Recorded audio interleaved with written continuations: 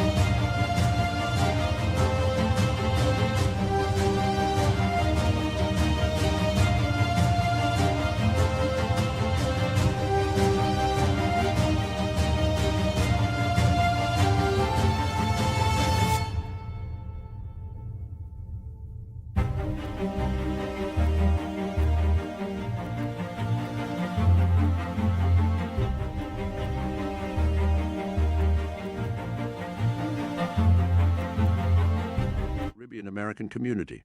Don't miss a moment of the action.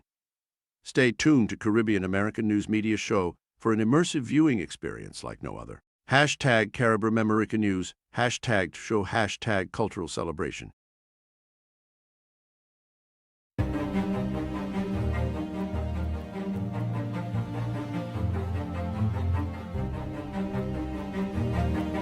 Platform to reach the vibrant Caribbean American community. Advertise with Caribbean American News Media.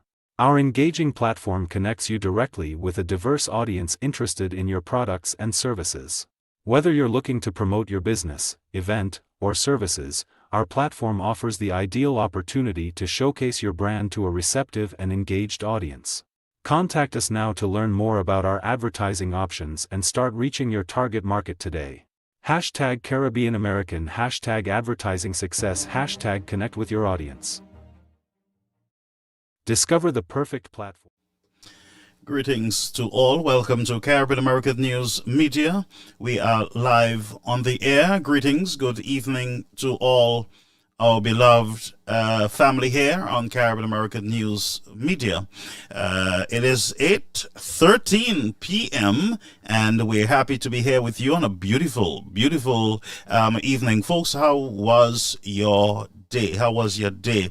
I can imagine that you had some ups and downs, but all is well.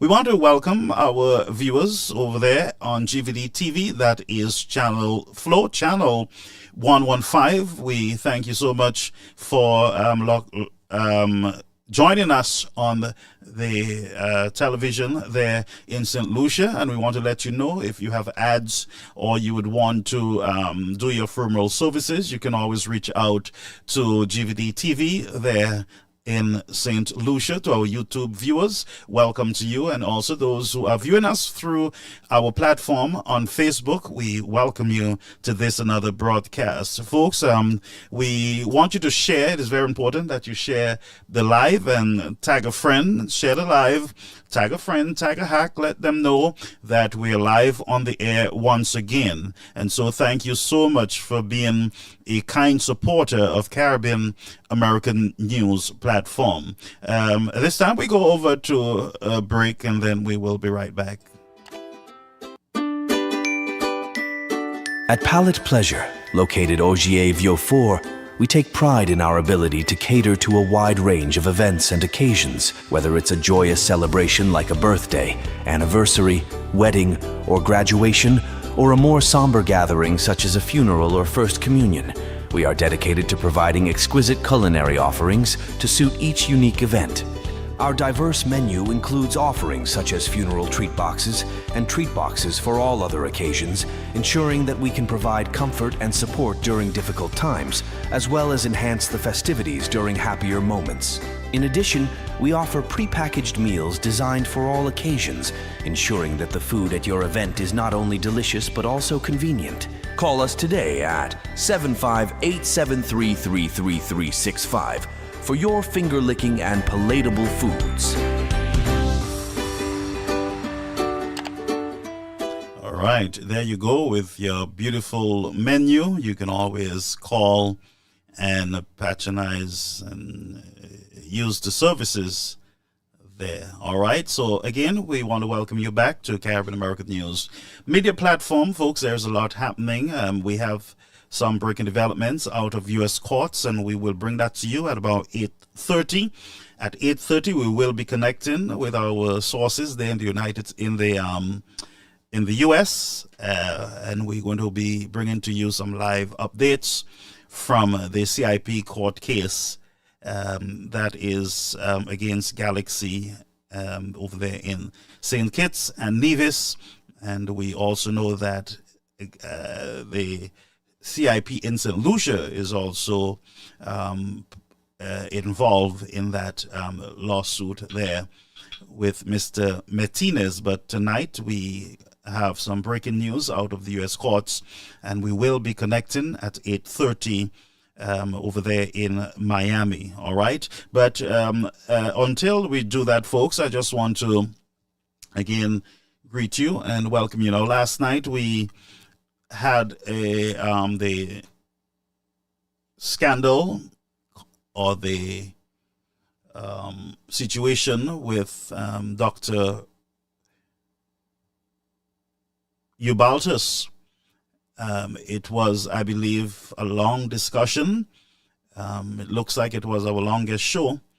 I also want to ask you, St. Lucians, to understand what we are discussing. Don't get emotional because you don't like somebody and you just throw everything at whoever you're throwing it at without even knowing those individuals. And so I would stand tall in spite of any shortcomings. I stand tall without any fear of criticism or any fear of anyone accusing me of anything. I stand tall in redeeming, in restoring, in helping Dr. Ubaltus to get back fully on his feet again. And I told you why. There's a lot of us out there who have not even confessed our sins. We have not even acknowledged that we have sinned. And all of us are mortal beings and subject to make mistakes, to fall into traps, and to do a lot of stuff that might be uncomfortable in the public. But I tell you, friends, we serve a great Redeemer, one of grace and long-suffering, patient with men. And so for me, he is a brother. He's a man of the soil. And most of all, he is part of my faith, my Christian faith. And I stand in his redemption, his restoration in the nation. All right, he has a contribution, as I said, to the development of the country. However, folks, there is some names that were mentioned last night in our broadcast on those voice notes that we shared. And I will tell you, I am very concerned about where this has gone. I am very concerned. The girls have paid for their sins. Dr. Ubaltus have paid for his getting involved in this situation. There are two individuals who have not accounted, listen to me, they got away basically scot-free. And I'm listening to the tapes, and my question again, is it a government minister by the name of Mr. Joachim who is the rightful owner of those photographs that he allegedly bought from these young women? We will continue to ask those questions. We will continue to go after the answers. And I will be relentless in the pursuit of accountability when it comes to this matter. Who bought the photographs, the nude photographs? Who handed over monies to these young girls in exchange for photographs, and why? Folks, I am aware of the answers to what I'm asking you, but I want you to reason and think for yourself, friends. That's what I want you to do. We must hold elected officials accountable for the powers that has been given to them. No politician should get free rein in any nation, especially as small as St. Lucia. And I stand by that, folks. I stand by that statement, and I will not apologize for it without any fear of anyone. I will not. I will not cower. I will continue to ask the pertinent questions. Who owns those pictures? Two individuals have already got themselves embarrassed, humiliated. They have paid. But there are those who have been operating behind the scenes. And we are going to put the flashlight on them, and they will have to account. Now, folks, the Labour Party, they're celebrating, just bear with me, they are celebrating their third year in office. We have a whole set of work to do tonight. We're going to go through the manifesto, the promises. We're going to go through their actions or inactions. We are going to deal with the CIP. We have some breaking news that would be around 8:30 tonight. We'll be connecting with the folks over there in Florida, and we're going to bring to you some breaking news developments on the CIP case. That is the RICO case that is right now in the court there, the federal court. You will be the first to hear right here on GVD TV and on Caribbean American News Media Platform. You will be the first to be hearing these breaking developments out of U.S. courts concerning our CIP, the CIP program in the region. All right. So the SLP, they're celebrating their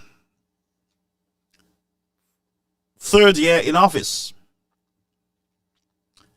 And I will tell you why you should not be sad that they're going to be celebrating 3 years in office, because the Constitution gives them 5 years. They are celebrating 3 years. It means that them fellas basically only have a year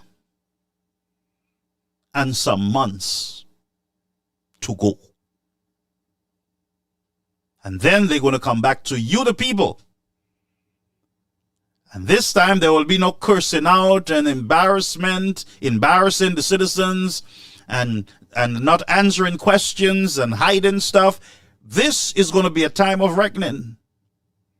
This is crunch time, folks. I don't know if you understand that the clock is ticking. And very soon, a bell is going to be tolled. And you, the citizens, will have to make a decision. 3 years. Folks, there's a problem in the country, a crime problem.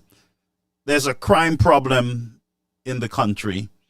And I, on this platform, have tried not to politicize crime in the country. But then I try my best not to do it. But I was thinking, wait a minute. We elect governments to ensure our security, give us peace of mind when we walk the streets. We would expect them to patrol and to have some type of control over this crime problem. And we would never expect them to come to us and say to us, well, we have a 3-year plan. We just installed a minister of crime prevention and it cannot happen overnight. To me, that statement sounds like a government that was not prepared to lead a nation. Because number one on your agenda after finance should be the safety of the nation, security, crime. And if crime is an afterthought where you keep adding ministers of crime to ministers of crime, and in the office that is responsible for the safety of the nation, you have 3, 4 individuals sitting there, including the prime minister, by the way. And all we're hearing is, it takes time. It takes time. We have a long-term plan. Well, while you have your long-term plan, we have a lot of people living in fear. And we have also a lot of dead people while you are putting your long-term plan together. You only have a year and some months left. Do you realize that? Do you think that you have 30 years? Or 10 years? So while we need to speak of crime prevention, you also got to deal with the now. With the now. Just speaking about it, friends. It's hurtful. And so we had another shooting today. A young man lost his life there, I believe, in a community called, is it Kako Babano? One young man shot dead.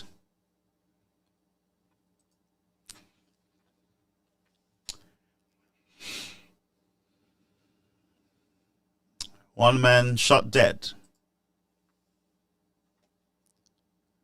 And gunslingers are all over the country waving guns, threatening the police officers.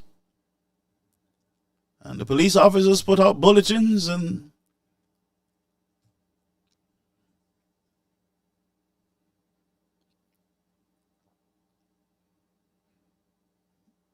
it's not that the government or the law enforcement don't know what needs to be done. And while the Prime Minister believes that crime prevention is giving vehicles and motorbikes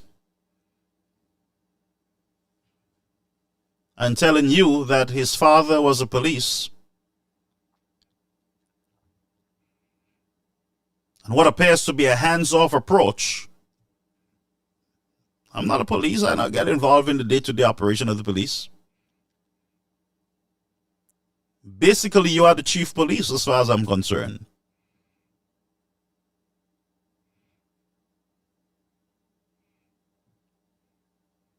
You are.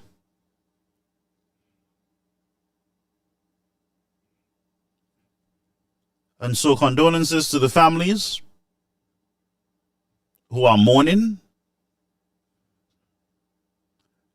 And not only to the families. Just bear with us, folks. We're going to connect with our source. I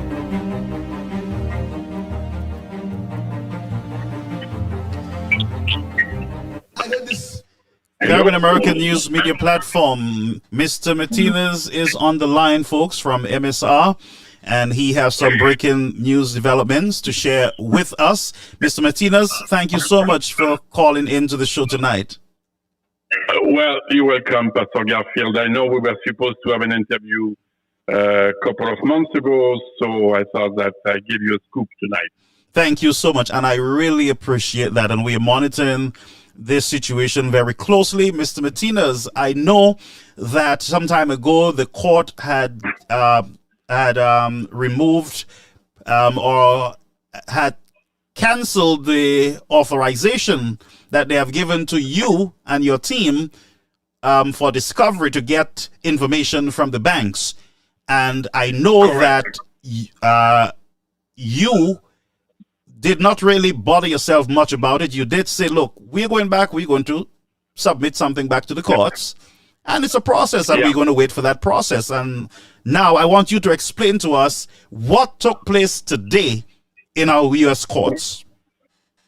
Okay, so in Florida today, can you hear me well? Yes, very loud and clear. Okay, wonderful. So there are three cases in relation to the CBI program. The big case is obviously the RICO case in U.S. federal court, which I can talk to you a little bit after. That's right. The second case is we filed a judicial review in St. Kitts to demand the revocation of all passports sold by Galaxy under the legal price, which I can also give you a little bit of an update. Right. The third case is when I announced that we were going to take some legal action for corruption and fraud and money laundering. Galaxy and Dr. Harris, Timothy Harris, who used to be the Prime Minister of St. Kitts and Nevis, decided to sue me for defamation in St. Kitts, right?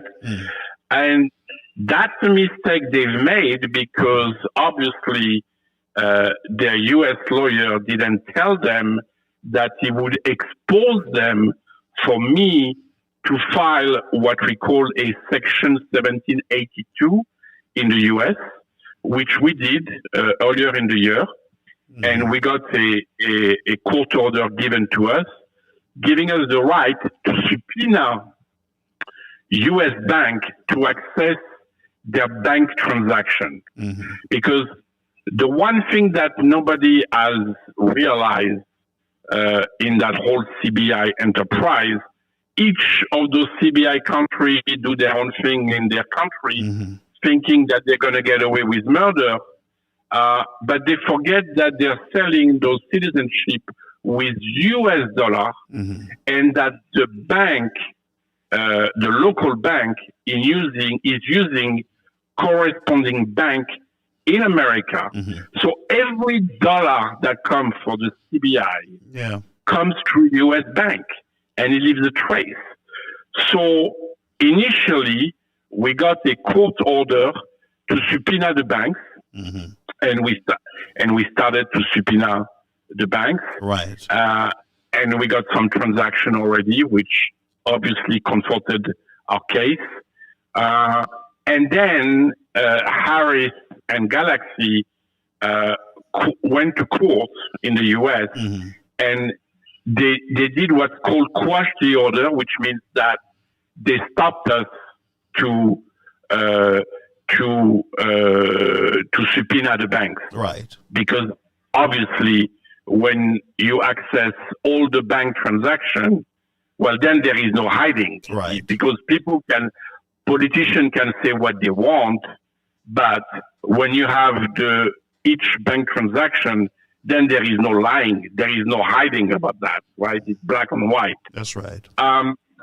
So they managed to stop that process about a couple of months ago. And if you recall, they made a big deal in the press. We won. It's over. They even tried to confuse in the press that it was the case for the RICO that was over as well. Yes. But what the court order at the time said that the case was cancelled, not cancelled. The judge stopped the subpoena, not based on the merit, but based on the technicality, and telling us that we have the right to refile. Yeah. So we refiled. My lawyers in America refiled, and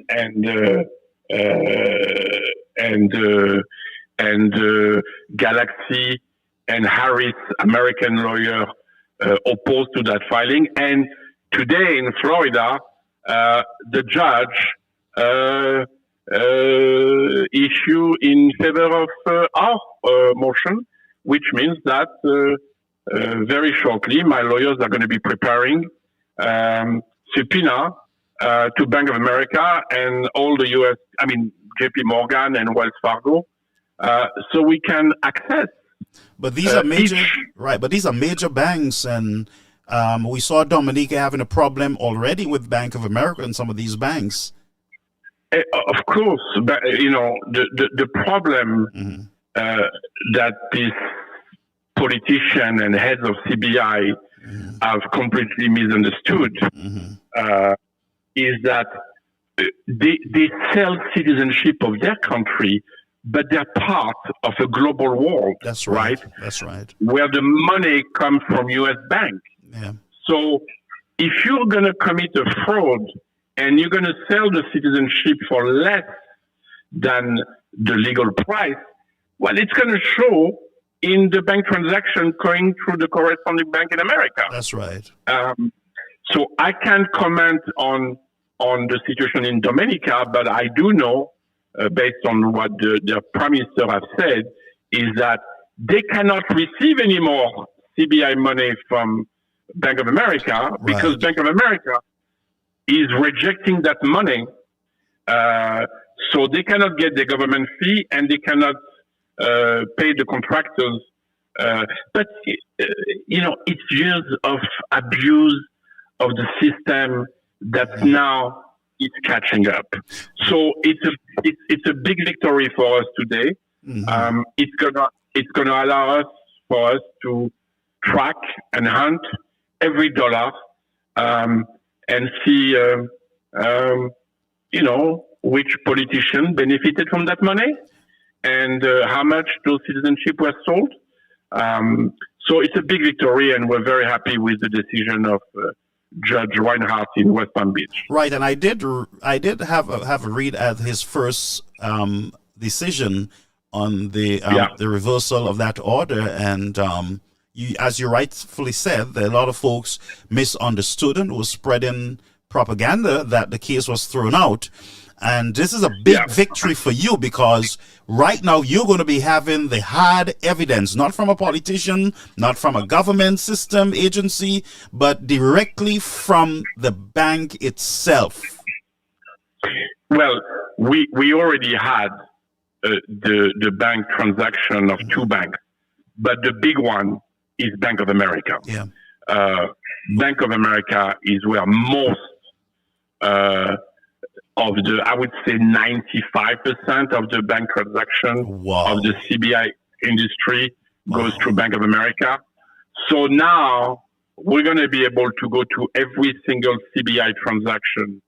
So it's a big victory for us, and it's a major setback for Galaxy and for Dr. Harris, which, by the way, I don't understand why Dr. Harris tried to stop that in the first place, because every time he makes a press conference, he said that he's innocent, that he never touched any money. Then why would he try to stop us to access the accounts of Bank of America? Yeah, that's a question I was going to ask you. Why would they want to stop? If you believe that you did nothing wrong, everything was clean, I would say go ahead, go forward. Well, that's because we've already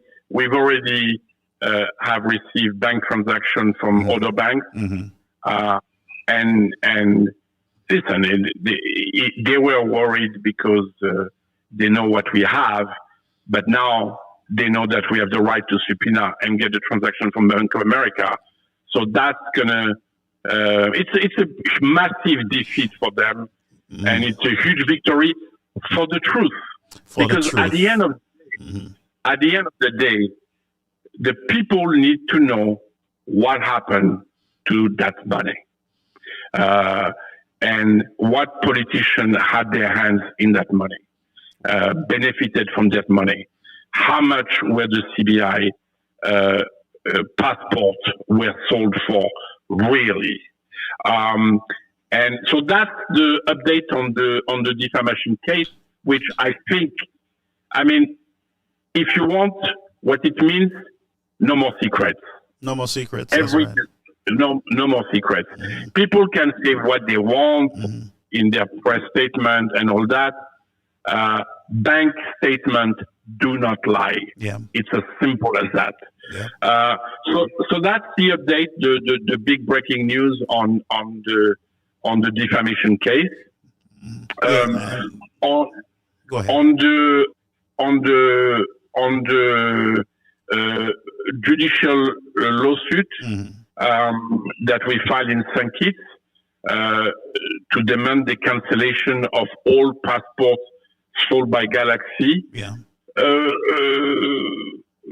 Curiously, the government has tried to dismiss our case, which I was very surprised, because in Parliament, Prime Minister Drew said very vocally that he wants to revoke all citizenship sold under the legal price. He did say that. So we were surprised that he would want to block a lawsuit that wants to bring out the facts. But he's under pressure too from his guys there in the country. Tremendous pressure. Yeah. Well, so the government of St. Kitts tried to dismiss last week. We went to court, and they tried to dismiss the case. And again, the judge gave a great ruling. Wow. And said that the case will go to trial. Wow. And so, I was surprised because the government said that we don't have the evidence.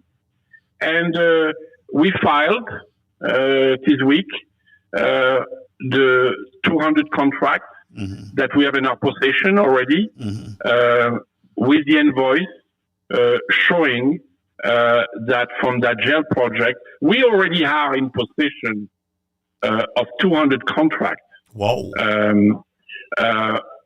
Full contract, full application with the invoice. So I actually went to notarize today the affidavit, and like that, the government will see that we were not bluffing, that we had the evidence. Because a lot of people believe that you were bluffing. A lot of people thought so. I had someone who called me and told me, Mr. Martinez, that's a bluff. He's bluffing. He's broke. He's bankrupt. He's bluffing.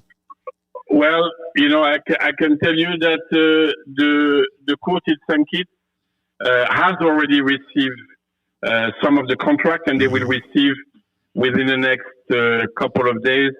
To be precise, it's 190 contracts undersold by the Harris administration, and disappointingly enough, also by the Drew administration. But over to over to St. Lucia now. I heard the Deputy Prime Minister, Mr. Hilaire, saying to the people of the country that he's not aware that he will have to get permission from Galaxy in order to let them know the amount of passports that were sold. Well, yes, and I saw that interview. It's regrettable, but the truth will come out very, very soon. Yeah. On the RICO case, finally, which is the big case in America as well, on the RICO case, we will be making a big announcement next week. We served everybody except the two main protagonists, Les Khan and Ying Jing. Nobody knows where they are. Oh, they're hiding. They cannot be. They're hiding. Yeah, but we're gonna get them. We're gonna get them. Yes, of course. Yeah, we're gonna get them. It's just a question of time, you know. But we will be making a big announcement next week for the RICO case. Okay. Which will be a big, massive announcement. So that's the update. I hope you're well. Thank you so much, Mr. Martinez, and congratulations to you and your team. And because of your actions, because of your monies, your investment in the court, in the legal system, there's a lot of changes and movements happening in the region when it comes to the CIP. So we really should thank you for opening our eyes, and we look forward to answering this one question: where is the money? Well, I think that all the response that people have will be answered a lot faster than anyone expect. Wow. Because the RICO case normally would take 5 years, as you know. But I think that by the end of the year, we will know everything. Wow, we already have the evidence, and the court we filed the evidence in the court in St. Kitts already. We filed some contracts already, and we're filing more contracts next week, which are the evidence that those citizenship were not sold at all. They basically were sold in average at $75,000 to $80,000 instead of $175,000. So the people economy of this country has been deprived of hundreds of millions of dollars US. And I'm glad that our case is bringing transparency and full knowledge to the people. Because I got to tell you, to do this type of crusade, you have to have big lawyers in America, big lawyers in St. Kitts, and resilience and a fight for justice. So this is going to be, it's the beginning, and I think that by the end of the year, everything will be all over. And it sounds, Mr. Martinez, like you're in for the long haul to see it through to the end. And like I said, we appreciate you. And so, folks, for those of you who are just joining us, this is Mr. Martinez of MSR. CEO of MSR. CEO of MSR.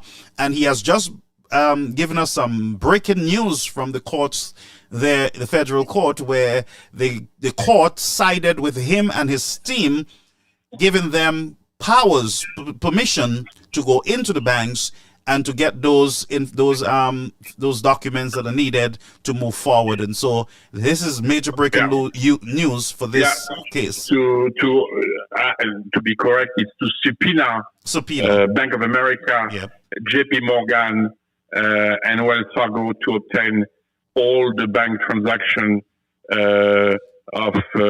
related to the CBI for that we want to get in relation to our case. So it's big news. Thank you. And again, congratulations to you, sir, and your team. And thank you for for reaching out to us here on the platform. Our people really appreciate it. You're very welcome, Pastor. Thank you, sir. Have a good day. Blessings to you. Yes, thanks. All right, folks, that was Mr. Martinez, CEO of MSR Media, and he's just coming out of the courts, and he's saying to us that he struck a victory there, and it is a major leap in this CIP scandal case. And so he now got the green light from the courts to get into the banks, Bank of America, Chase, all the major players, and get all the transactions, which means that the MSR Media and their legal team, they will see names, they will see transactions, they will see dates, they will have all information in their hands to move forward. And so he said also next week there's going to be some other breaking news developments on the CIP case. And by the year end, he said to us that we are going to see a lot of movements. There's going to be a lot of movements. Based on what he's saying, the case is going to be moving much faster than anticipated. And that is the news there with the CIP program, folks. And thank you so much.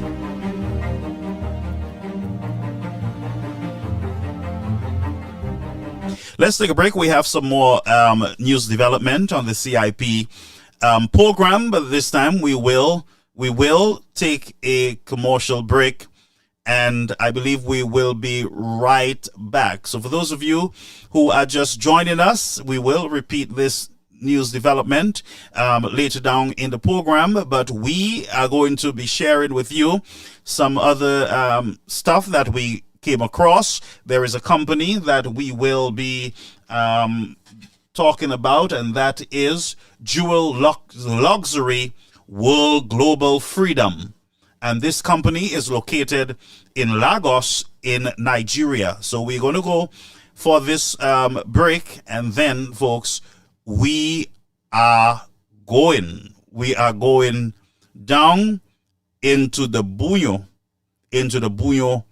of the matter. So share the live, tag a friend. We're not going to keep you all night. But we're going to be right here with you, bringing to you these latest developments. So let's take a short break and we'll be right back.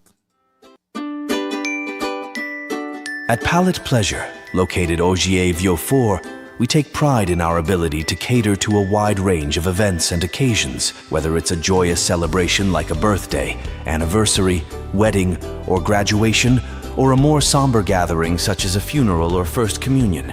We are dedicated to providing exquisite culinary offerings to suit each unique event. Our diverse menu includes offerings such as funeral treat boxes and treat boxes for all other occasions, ensuring that we can provide comfort and support during difficult times, as well as enhance the festivities during happier moments. In addition, we offer prepackaged meals designed for all occasions, ensuring that the food at your event is not only delicious but also convenient. Call us today at 75873333365 for your finger-licking and palatable foods.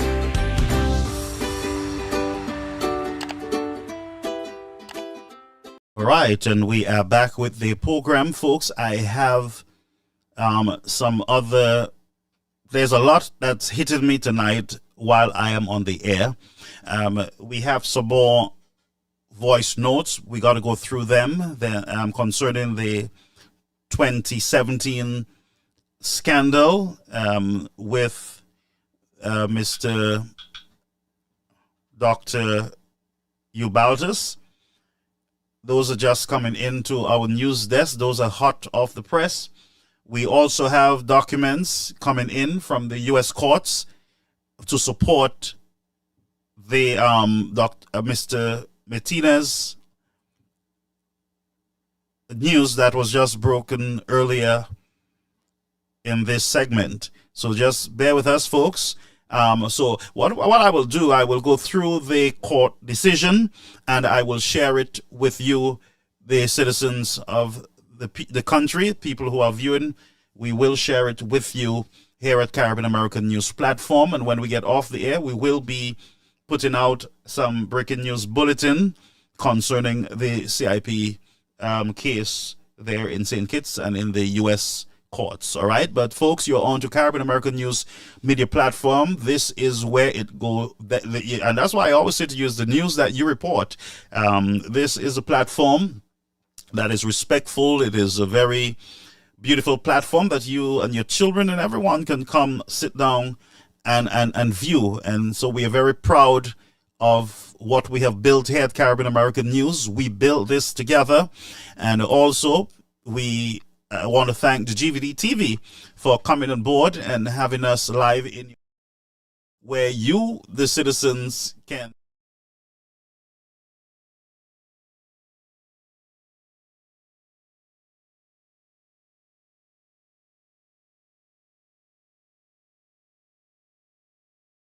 view the program live. But thank you so much. Sorry about that. Sorry about having you in darkness. We are right back on the platform. That was me just going around looking at stuff and trying to keep up with all the different developments. Folks, there is so much that we have on our news desk to go through. It is not crazy. And it looks like we'll have to get more assistance, more help in our studio in order to manage what we have happening here. What we want to do is to bring to you live events, bring to you the truth, not a lie. We don't want to deceive anyone. But let's go over, before we go to the SLP and their promises and their third year. We're going to look at their third year. I want you, the people, to call in and let me know what you think about the third year, the 3 years on the St. Lucia Labour Party. Let me know how you feel. What's the news on the ground? We can speak up here from the United States, or in the diaspora. We can speak, but you who are on the ground, you can really tell us the story, what you are feeling. What is the feeling on the ground? What is the mood in the country? What you are feeling, what you are experiencing. It is only you can tell your story. It is only those who know, who feels it, knows it. But I want to share with you this company that I spoke to you about. We're going to shop for a passport. Bear with me, folks. We're going to shop for passport now. All right. So let's get the main screen over. All right. So this is, folks, the company. Most of you would have seen a clip going around on social media concerning an African who seems to be unboxing St. Lucian passports. This company, they are authorized dealers for citizenship by investment. They are located over in Lagos, Nigeria. That's in Africa, on the continent there. This company have been in business for the past 3 years. 3 years. And so they have sold over 345 passports. This company, in 3 years, they have sold over 345 passports. Not only St. Lucian passports, but passports of other nations, because they are one of the players in the whole melee of passport sales. So the company is called Jewel Luxury World. It is a global freedom. Nigeria is owned by 2 individuals, male and female. So what we're going to do is I'm going to take you through how people get information on your passports, your citizenship by investment. And by the way, something went through my heart just looking at the way that the lady is opening the passport, and she's saying, look, we got our passport, and blah, blah, blah. She don't know St. Lucia. The people don't know St. Lucia, but they just got their passports through the mail, and she's excited. Say, look, come, we can get passports for you guys. Just come. And it feels bad for me. While the countries of the Caribbean need the money, I believe that we got to draw a line with these passports. You, the people, you don't know who's getting your passports. You really don't. Your government might be aware. Galaxy might be aware. These authorized agents around the world might be aware. But you, the citizens, you don't know. as far as we're concerned right now, because Dr. Hilaire have not said to us the amount of passports that were issued, you might as well guess that you have over 300,000 citizens of St. Lucia. Well, it might not be 300,000, but everybody now, once you have money, you are sons and daughters of St. Lucia. You are sons and daughters of St. Kitts and Nevis. Once you have money. But I'm going to go through, we're going to shop. I hope you have a little time, folks. We're going to shop for St. Lucian passport. All right, so let's go back to our main screen, Mr. Producer. Share the live, folks. Tag a friend. We're going to shop right now. So if you can see what I'm seeing here, here is Jewel Luxury World Global Freedom. And so it says, secure your global freedom. You see the caption? Secure your global freedom. They're not talking to Malawi or the little person in Africa who might be going through civil war or some crisis or some famine and they want to get out to go to a better country to better themselves. No, majority of times these are individuals who just want to go into countries that they're restricted from going into, whether because they're the countries that they're from have some kind of track record that those major countries don't really subscribe to it. They don't feel too comfortable having them coming in without proper screening. And so what they do is that they go to agencies like Jewel's Luxury to secure the freedom to travel anywhere. And the problem with this is that when these people get the so-called freedom that they're looking for to travel to your country, you sometimes, as a result of many of them getting caught in crookedness, you are the ones who were born in your country, who have contributed to the development of your country. You are the ones most of the time who suffer because some rich guy wants freedom to bypass those restrictions. And that's why the United States and Europe, they are watching these programs like a hawk. That's why they are watching these programs, because their national security is at stake. And their national security is not like what you have in St. Lucia. You have one boat, one Coast Guard, no plane, no drones to monitor radar down sometimes, no scanners. So, you don't have no secure borders. No, these countries have borders. And what they do not want is the compromising of these borders. And these small nations, because we have leaders that are not innovative, leaders who are lazy, have run out of ideas, all they want to do is to sit down in their office and sell passports and have carnival. You all realize that's all you're getting? Sell passports and carnival.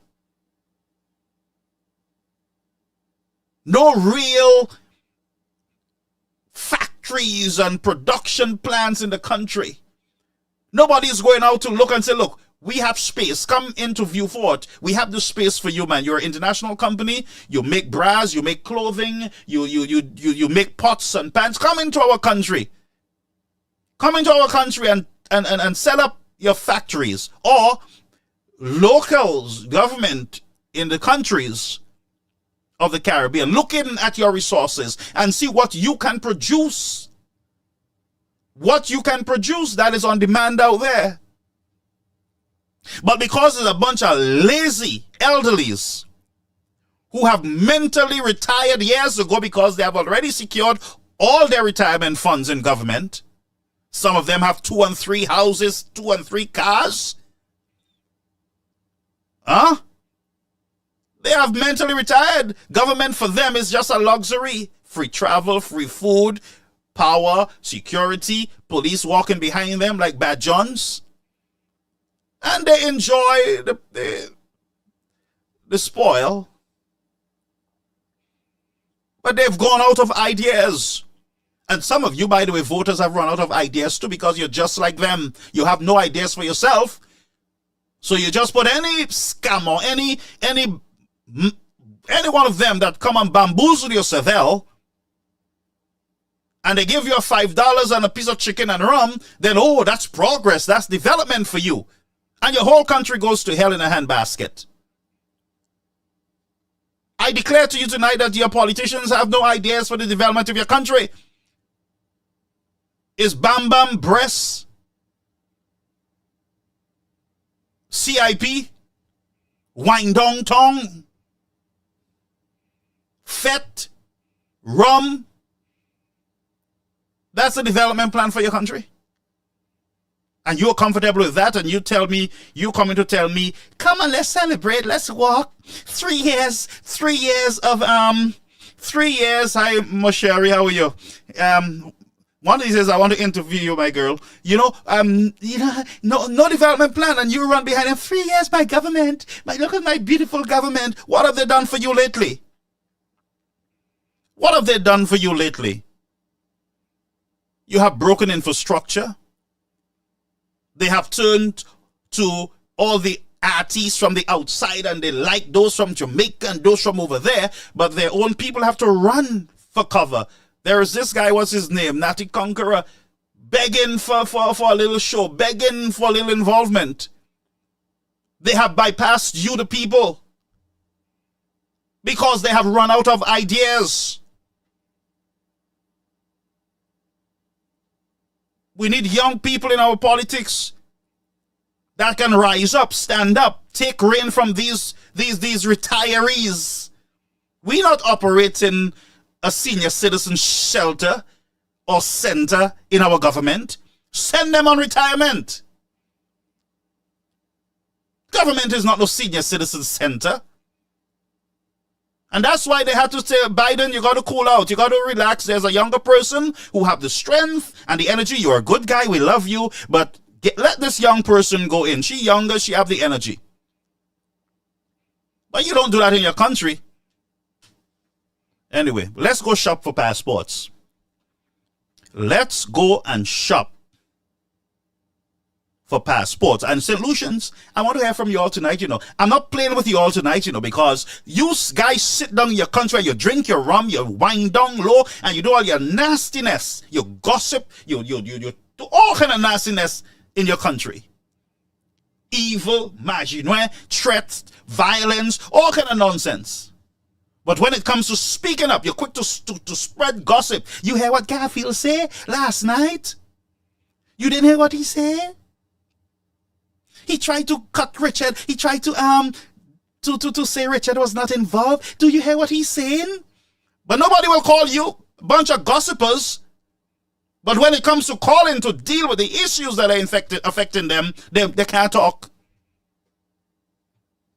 And no wonder your government is treating you the way you are, because they see you as a bunch of kunumuno. They know that they can come in the next year and a half and give you a piece of chicken and rum, and you smile and forget all of your worries. And all they got to do is come and sing La Rose song for you. Ay, La Rose, me no, me la no. Ay, La Rose, me no. And you whine all over the place, and all your trouble is gone. Or they bring an artist from Jamaica, and the artist come singing, Granny, stop calling out my name, Granny. You're calling my name in vain. Granny, how you call my name for? And you whine down low, and you're happy. You're happy. All your trouble is gone.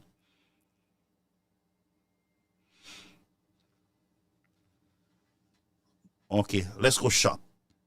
Because if I continue ranting, I will start going off track. And I am ready to go there. So let's go and shop for a St. Lucian passport. Let me just show you how they find you and your passport, your cheap passport.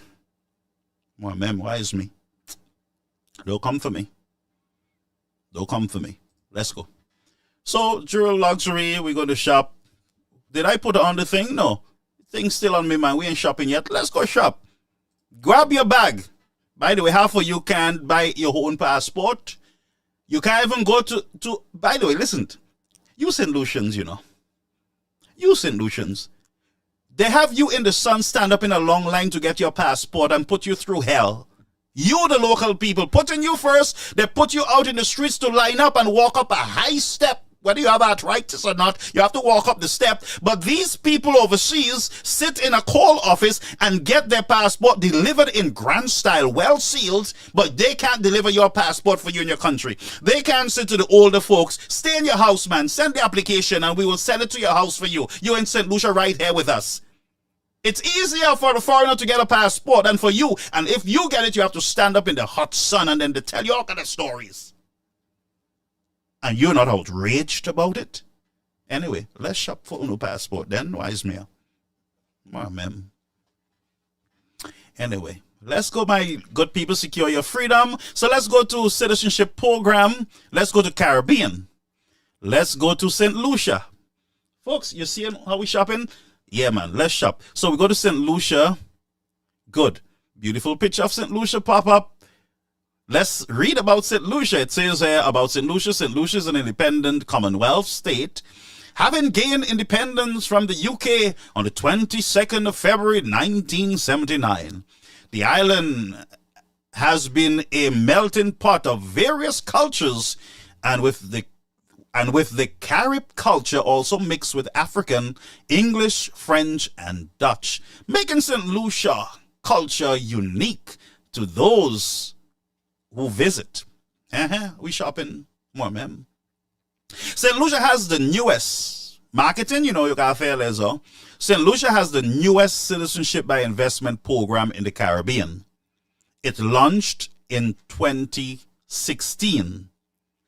Only 500 applicants are approved per year, which has helped to retain the value and credibility of St. Lucia's passport around the world, making it one of the best destinations for foreign investors who want a second passport.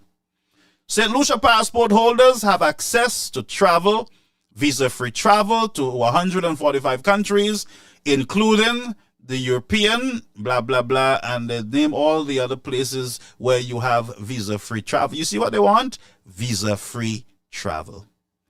Facts, capital Castries, population, approximately 183, 238 square miles, blah, blah, blah. Language, current Eastern Caribbean dollar. We have French Creole as language. Currency, EC, exchange, blah, blah, blah. Okay, so let's go over here to benefit. 60 days, benefits, 60 days. Accelerated application process. 60 days. And you get your passport. Can you St. Lucians, and that's why people just really take you all for pappy show and call you all sorts of names and say you're stupid, you're dumb, you're backwards, all kind of story. All kind of story these people have, people look calling you all out there. Not because one or two act like idiots in the country, that it means the whole country are a bunch of morons. They're good people in the country who love their country, patriots, not snakes and vagabonds, decent citizens who want what is best for their country, their nation, and they're not satisfied with one piece of fried chicken and a bottle of rum.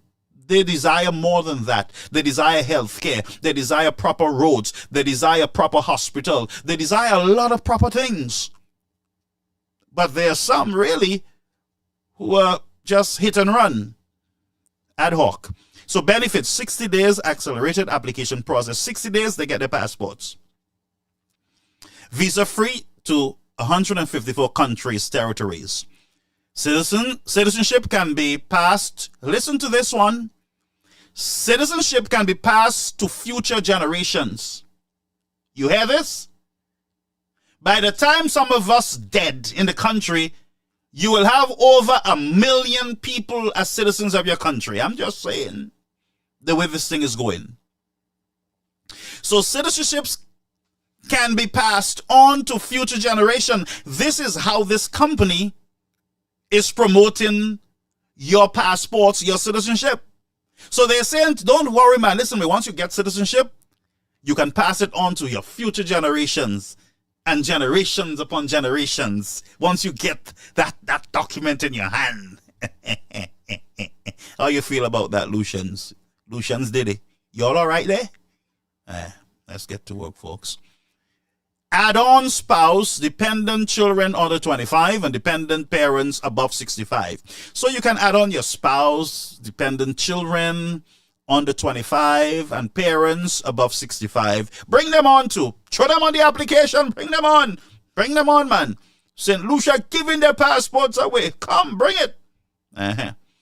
Dual citizenship permitted. Many countries permit dual citizenship. Here is another benefit. Listen to the benefit here. No tax on income made worldwide.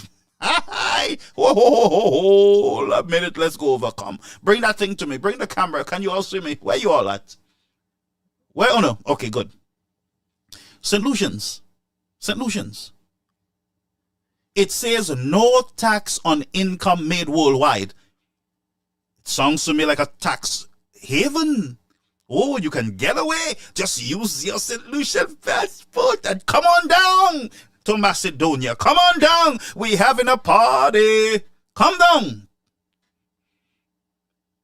But I would need explanation on that because I don't know. I don't know. But it says here, and I'm reading it, no tax on income made worldwide. No tax. No tax. This is what the company is marketing out there. And this is the St. Lucian section that I'm dealing with.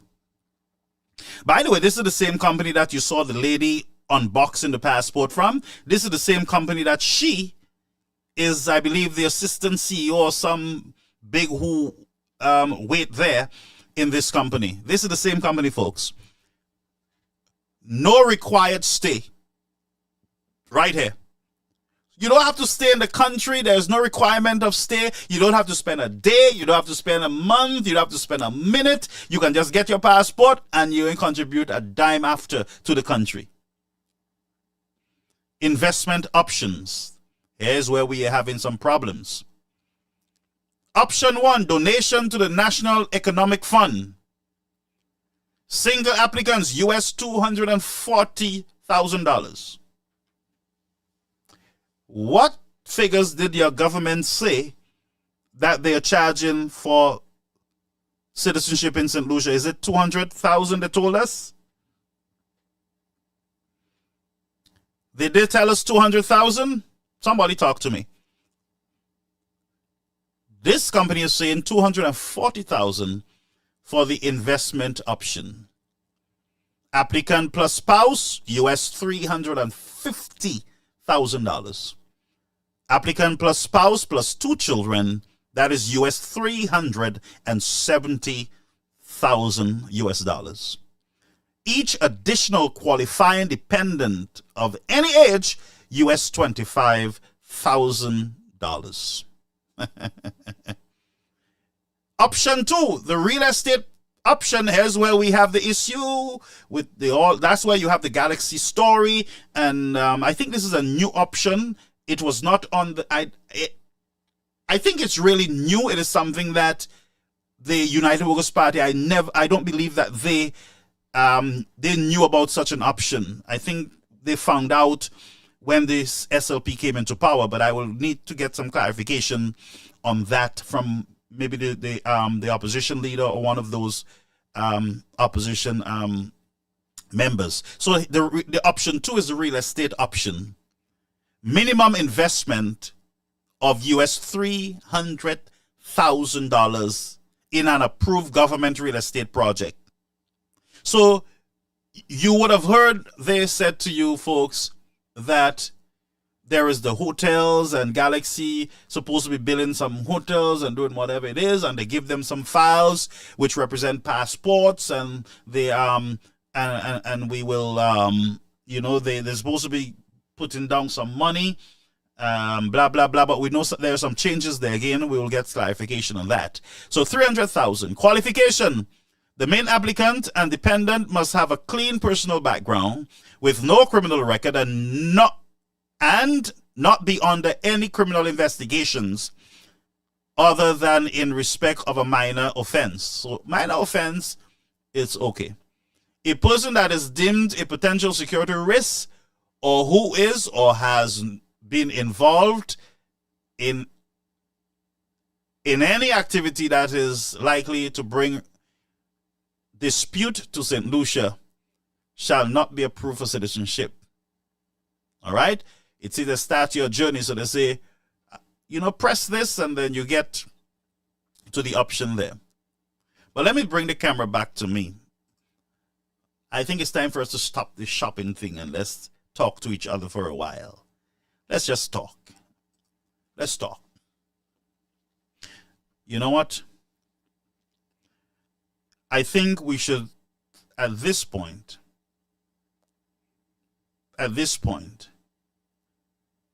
we should take a commercial break, and we'll be right back. At Palette Pleasure, located Ogier Vieux 4, we take pride in our ability to cater to a wide range of events and occasions, whether it's a joyous celebration like a birthday, anniversary, wedding, or graduation, or a more somber gathering such as a funeral or first communion. We are dedicated to providing exquisite culinary offerings to suit each unique event. Our diverse menu includes offerings such as funeral treat boxes and treat boxes for all other occasions, ensuring that we can provide comfort and support during difficult times, as well as enhance the festivities during happier moments. In addition, we offer prepackaged meals designed for all occasions, ensuring that the food at your event is not only delicious but also convenient. Call us today at 758733335 for your finger-licking and palatable foods.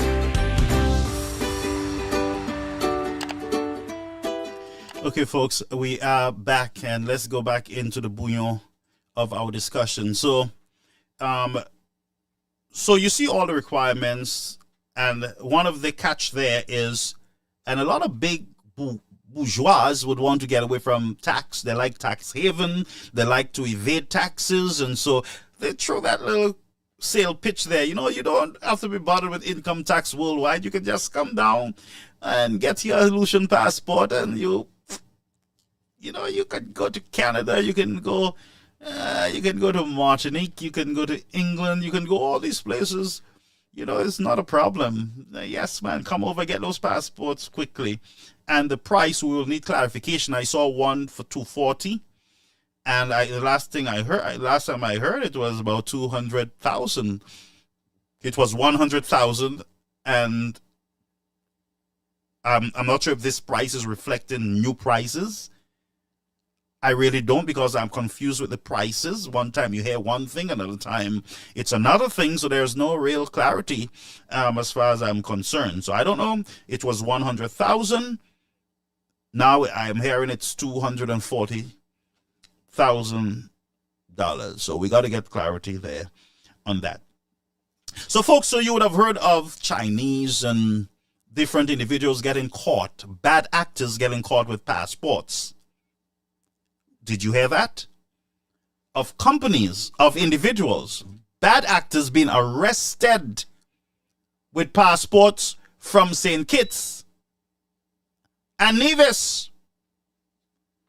So if there is this rigorous and there is all these protocols and all these requirements and all these background checks, and criminals are still ending up with our passports, then are you not happy that Mr. Martinez is stepping in by taking the system to court so that we can have a better system?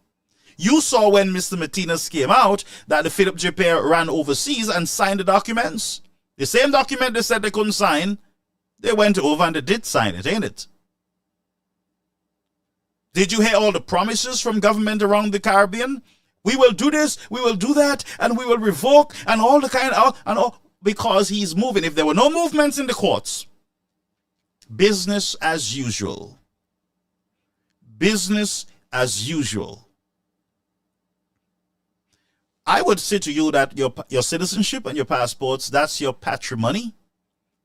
They are more interested in securing the pito than they are interested in securing your passports.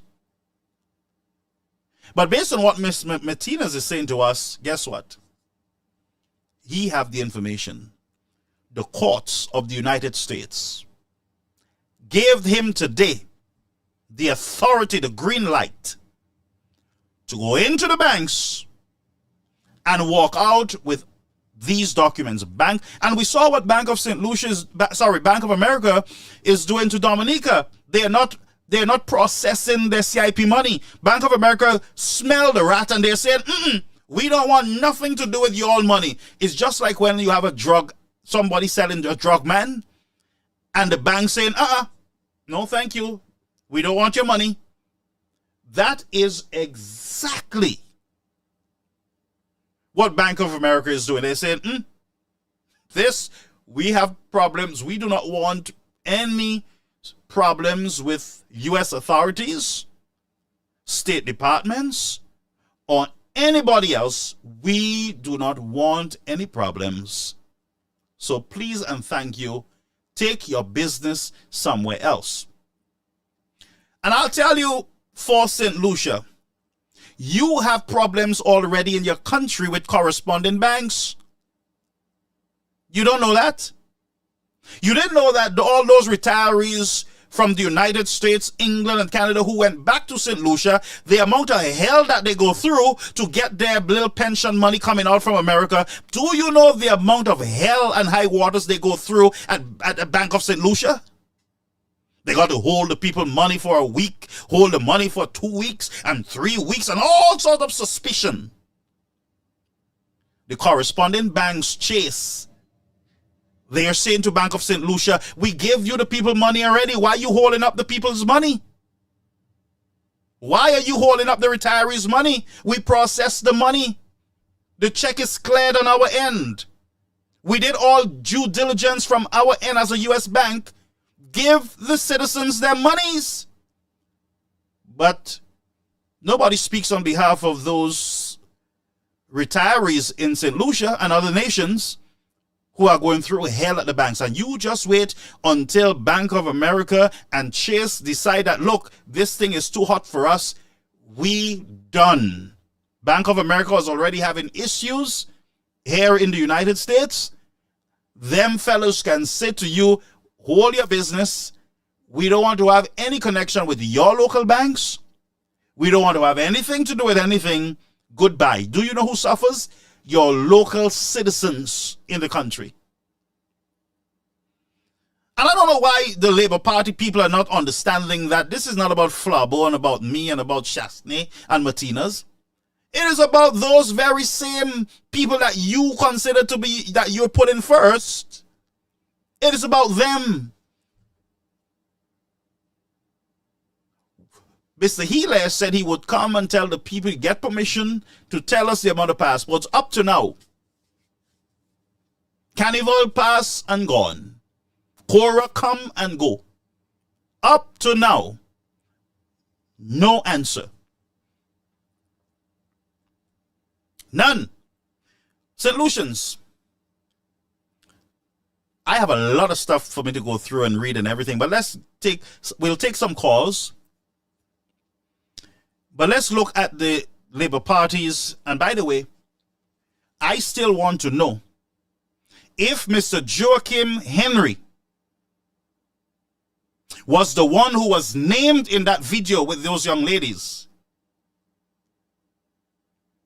And if he's the one who bought those pictures from those girls, then we have a massive problem in our nation. You hear what I'm saying to you?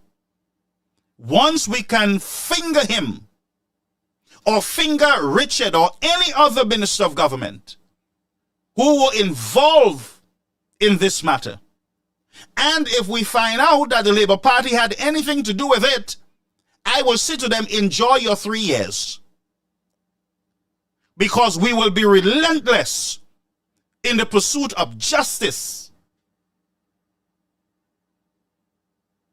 in this country. and justice on behalf of the citizens, because it means that you all are deceitful, you all are messed up on your minds, you all are just negative energy. Period. Let me show you something from the Labour Party. Bear with me. The Labour Party promised us that we would get the St. Jude's Hospital in their first year. Now, when I said that, even my friend KK Arara tell me, oh, no, that's not true. They never promised. Lisa, when I sent her a message and I asked her about it, she said, no, we never promised that we were going to give you guys the hospital in the first year. We never said that. And I said, am I going crazy or what? And I said, maybe I need to stop listening to the Labour people, because the more you listen to them is the more you question your sanity. The more you listen to them is the more you think that you need medication. The more you listen to them is you think that you need more sleep. You need to drink more water. You need to check your doctor. Maybe you're getting really old fast and you don't know. You have memory lost. Or what you see, you didn't see. What you hear, you didn't hear. With these fellas, that is exactly what happens. What you see is not what you see. What I saw, my friend Answer, remember last night we were laughing, joking about him. We had our light moment with him. Nothing personal, but we had our light moment with him. I saw Brother Anson in a church. He went maybe to do some repairs in the church. And Anson is praying to God and preaching that sinners and who have no sin cast the first stone. And oh, people just hate each other. And oh, God and Jesus and all these stories. And I'm like, I cannot be hearing it. I can't be seeing this. Because this is the same man who had no shirt on, whining and saying, Korah, yeah, Korah, Korah, Korah, and all kind of story. And I'm like, is it what? And I went back to the clip, I said, did I see that the first time, or I was dreaming? You always got to be checking up on your own self. And once I have to check up on my own self all the time, I have to start saying to myself, look, I got to stop taking myself there where you are questioning your own sanity. And they want you to, so he's acting like he's a victim, somebody hit him, somebody did something to him. People were laughing at you dancing without clothes. Nobody has nothing personal against you.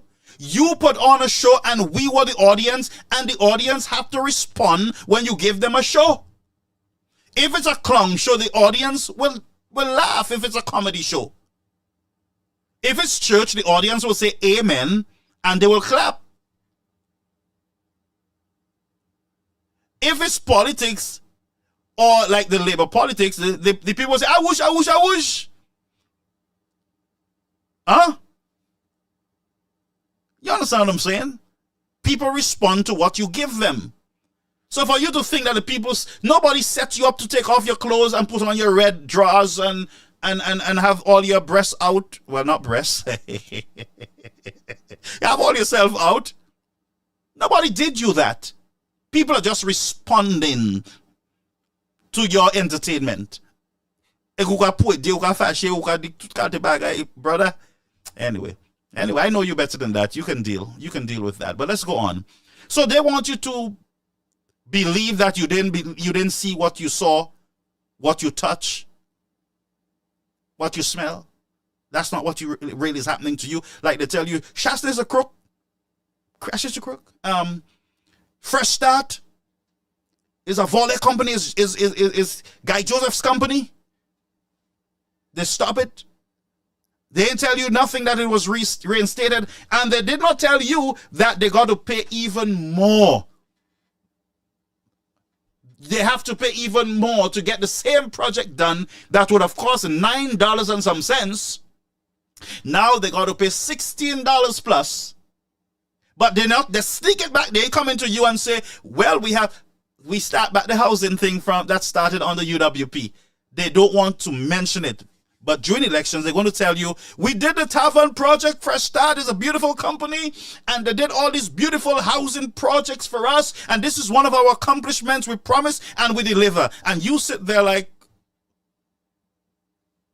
you got to check the mirror, check your temperature. check to make sure that you're alive. If I see if you're on earth or in heaven. Anyway, so they told me that the Labour Party never at their lunch, manifesto lunch, said to us that they will deliver the hospital within a year or two. Listen, my people, listen.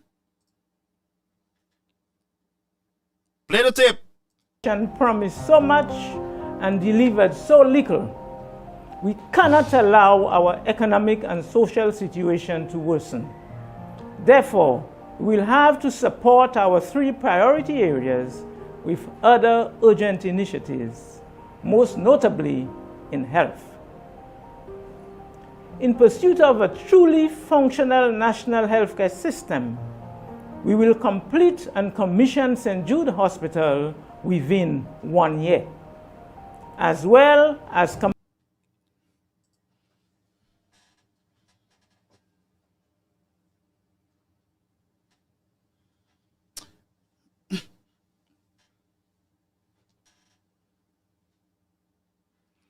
Brethren, did you hear that? This is from the launch of the Labour Party's manifesto in 2001, the last election that just passed there. And you know, they say I was going crazy. She said, no, we never said that. No, we never did. No, we never said that. No. So my question is, after 3 years of celebration, they're coming to celebrate on, was it Sunday? Where is the St. Jude's Hospital? Where is it? I heard my friend Yadi said to Lisa, oh yeah, they'll get the hospital this year. We'll get the hospital this year. Yeah, this year. And somebody wrote and said, no, we're not getting it this year. No. It will be completed. And she said, it will be completed in our first term. You're not getting a second term. So which term is, what first and second you're talking about? It's going to be finished in your term, your present term. Don't call it first and second. If you say first, it means that you have a second, you're expecting a second. You're not getting a second. We got to clean up this mess in the country. And to clean up the mess, ain't no second. We got to put you all on bed rest. You hear what I'm saying? We put you all on bed rest so that the nation can catch back itself and righteousness can be realized in the country. We got to put you guys on bed rest, all of you. You're promising things and you're saying you ain't promised it. I'm going to play that again so that you, the citizens, will know that I ain't lying.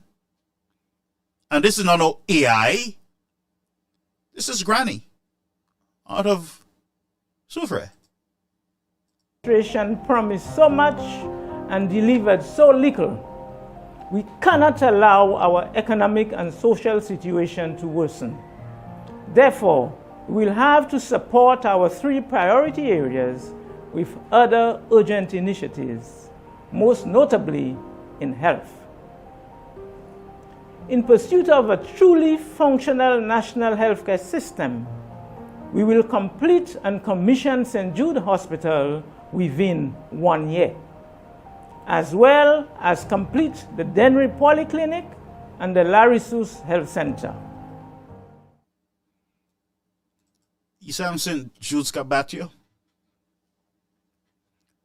So, Lucians, my Viewford people, you're going to celebrate on Sunday? Progress? Achievements? That's what you're going to celebrate? Talk to me, somebody. Make it make sense. Where is the hospital? It's 3 years plus going into 4 years now. Where is the hospital that you promised the people? You people always promising hospital, especially that same St. Jude's. Every time you come into power, you're promising the hospital. Every time the Labour Party gets into power, they're promising the hospital. Where is the people hospital? I hope by the time you go to celebrate that St. Jude's is open, you better open it by Saturday night. Because St. Lucia, the St. Jude Hospital was one of the major priorities for the citizens of St. Lucia. And they punished the United Workers' Party because they did not finish it and they could not finish it. And the people didn't care whether there was COVID-19 or no 19. They still punished the United Workers' Party. You told them within a year that you're going to finish St. Jude's Hospital. It looked like it's the stadium you all were talking about, because you all are still patching it and put it in air condition upstairs to move the people. Based on what I heard, they put brand new AC units upstairs, the stadium in View Fort, and they're moving the administration from the bottom to the top. That sounds like anybody moving in by Saturday night in St. Jude's. Well, I'm just saying, if you're celebrating, you got to celebrate. I mean, the thing you said within a year. It passed within a year. It's within 3 years now. A hospital that was 90-something% finished is still taking you all years. The clock is still ticking and the years is still rolling on. After you guys, after 20 years or plus or whatever it was, you guys are still promising to deliver the hospital within a year. And the St. Lucian people are happy with that. It's like, I wish.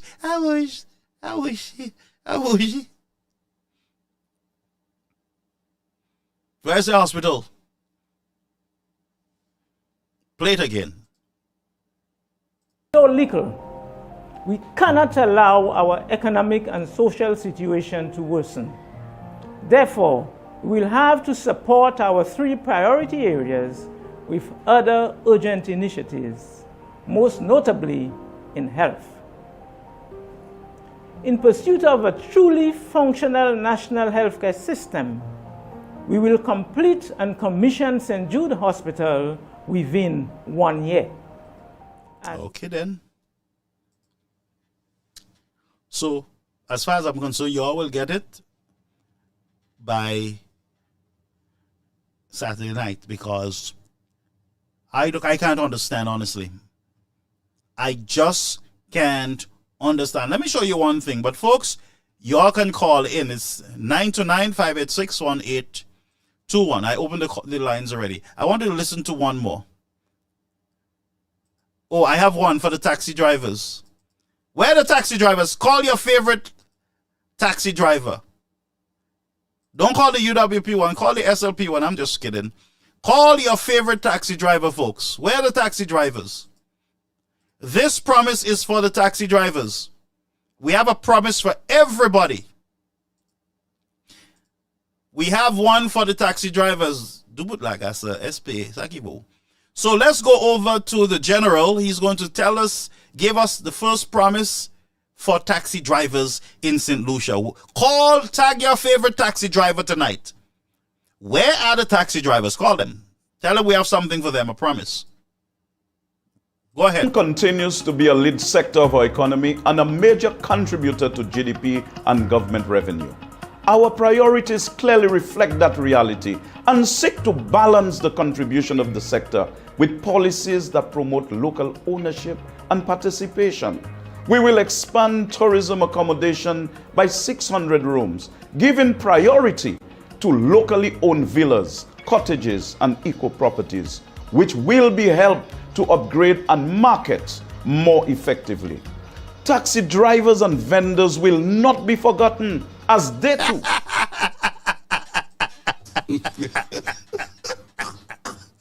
mercy.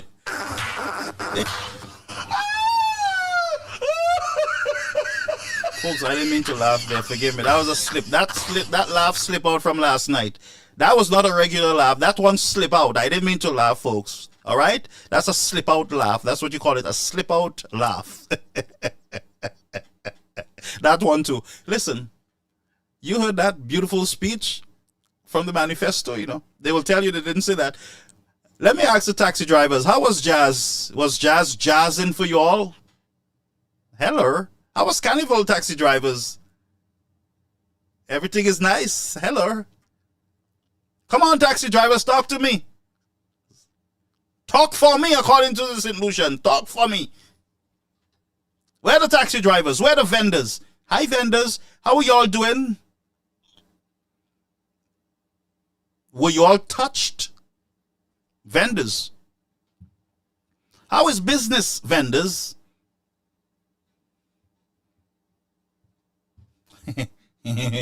Putting you first. Hi, vendors.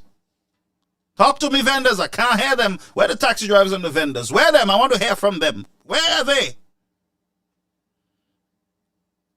Play that again. Mr. AI, play that again, my personal assistant. Play that again for the taxi drivers to hear. The promise. 600 rooms, giving priority to locally owned villas, cottages, and eco properties, which will be helped to upgrade and market more effectively.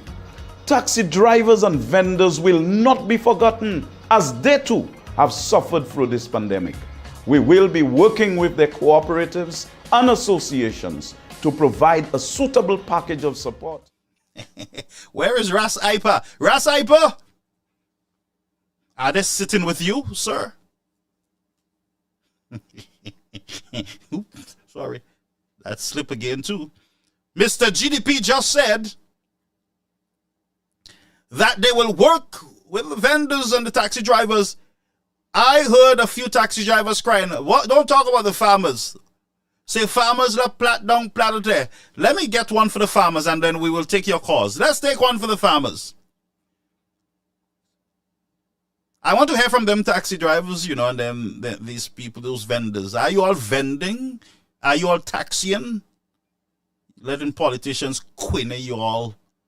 Anyway, folks, this is Caribbean American News Media Platform. We're live on GVD TV and we are also on YouTube and Facebook. So we're going to give you one more, and that is for the banana farmers. Well, we have something for the farmers. Isn't this interesting? We have something beautiful. Promise kept by the St. Lucia Labour Party. Promise delivered. And yes, promise made and promise kept. Come, we have a progress report for you. So we have one for taxi drivers, one for the farmers, one for the vendors, and for this, and one for St. Jude's.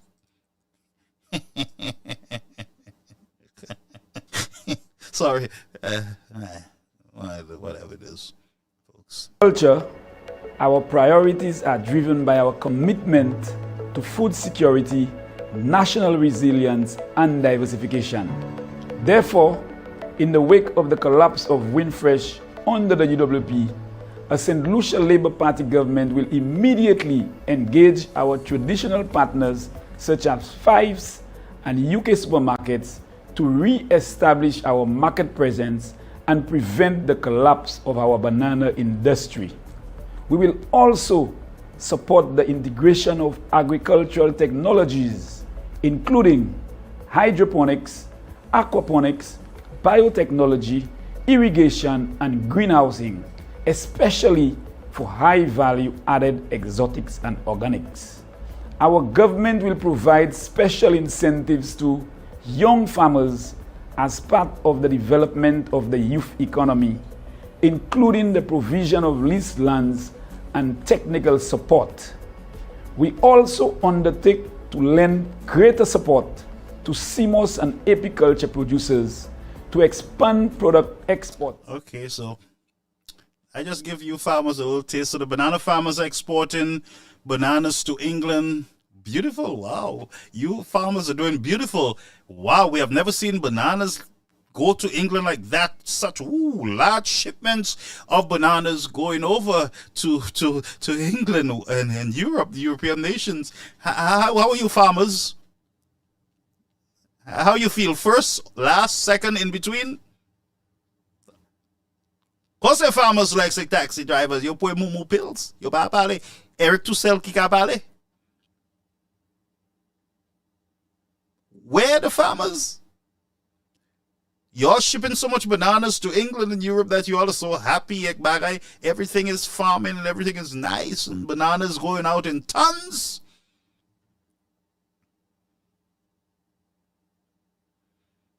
Eric is doing his thing. He don't depend on government.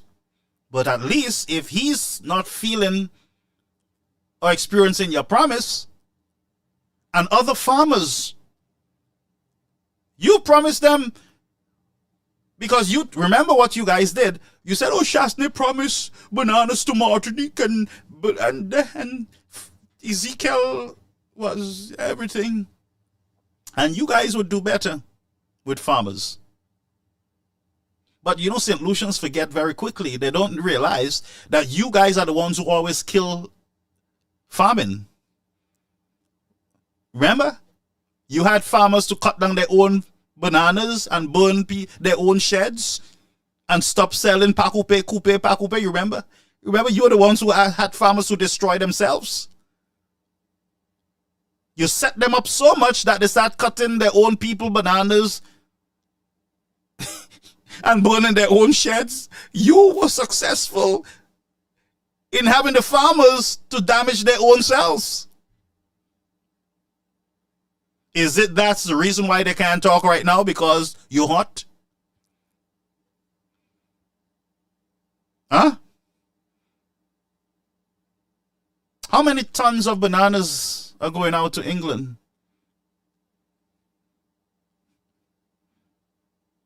Because I heard you guys in the house when you came in, just say you sell bananas to France and to Martinique. And where's the bananas? Not 1 ton, not 1 ton. And we, Mr. Speaker, in our first month, sent boxes of bananas to England.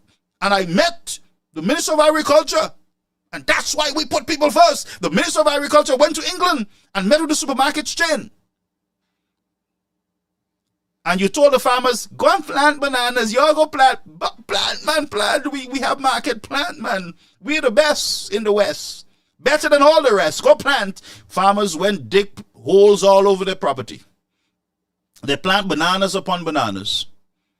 And then you know what the government did? They came back and said, oops, something went wrong. We don't know what went wrong, huh? Yeah, the competition is stiff and the shipment. If we had our own boat, we'd be able to sell bananas, but something happened. We don't know what. Something happened. Something always happened on the Labour Party.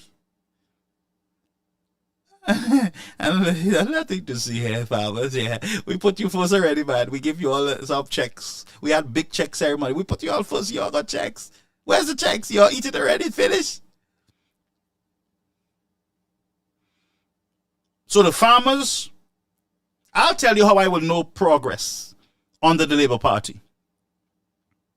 When honest farmers can step forward and say to us that they have benefited 100% and they are better off than they were.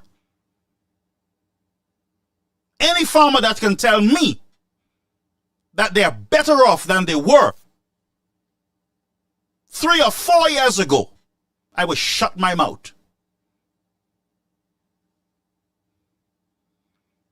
Any taxi driver that can say to me that they are better off than 4 years ago, I'll shut up too.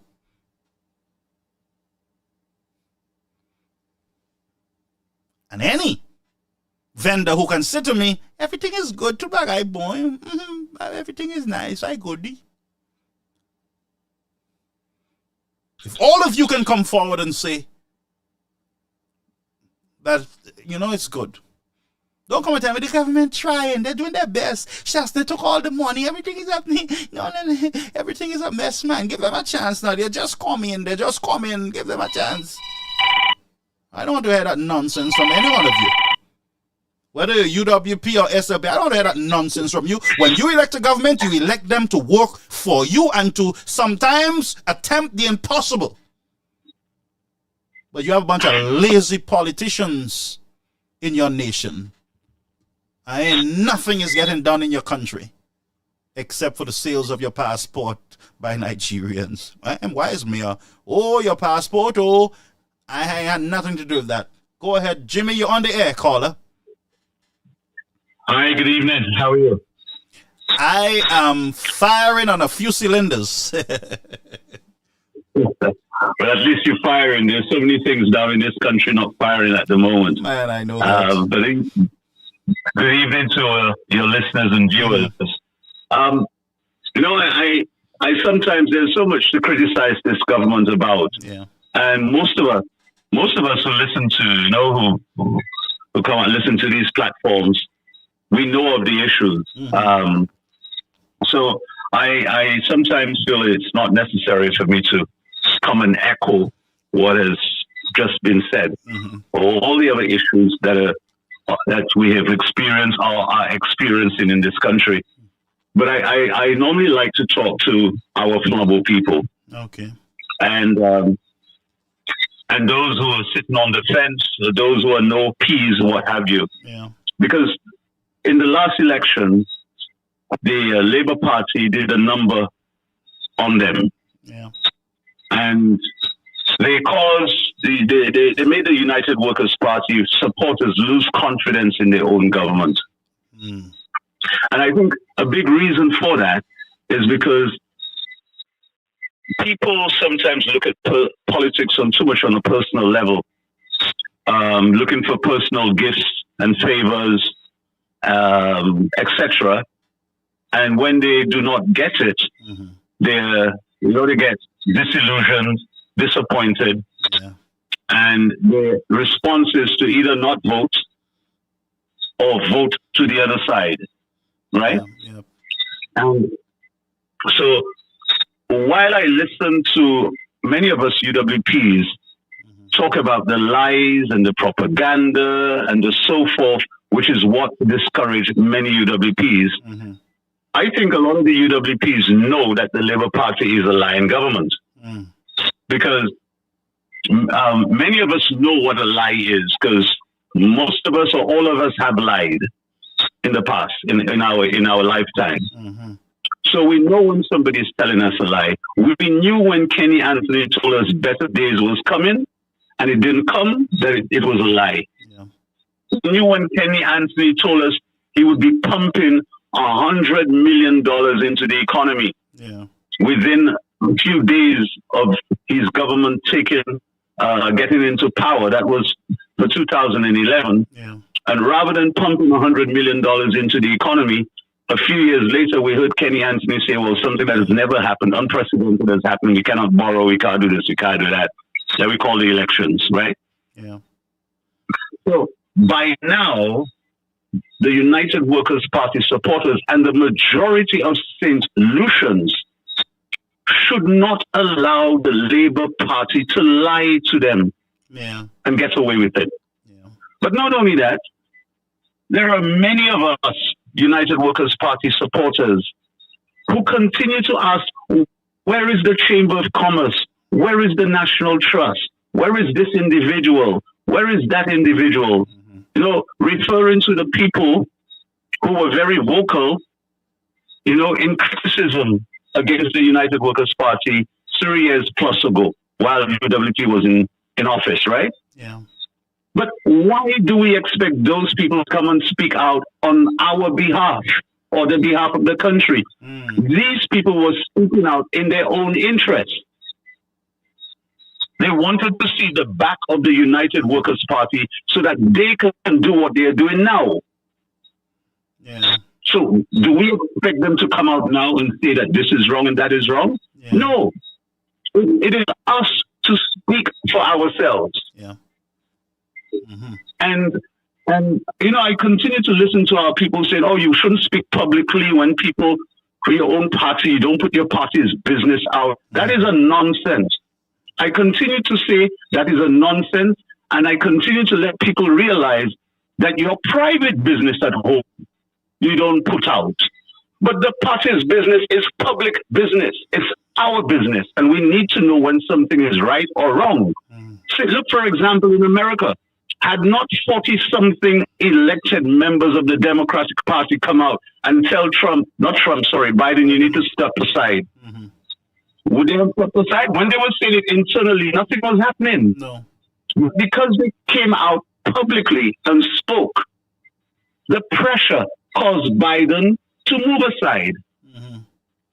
And similarly, if a number of us who are speaking sometimes, in a little post here, a little post there, we're talking, or we're asking other people to talk, if we were talking and raised a whole crescendo of sound and noise against what the government is doing, many of the things that the government believes they can get away with right now, they would stop doing it.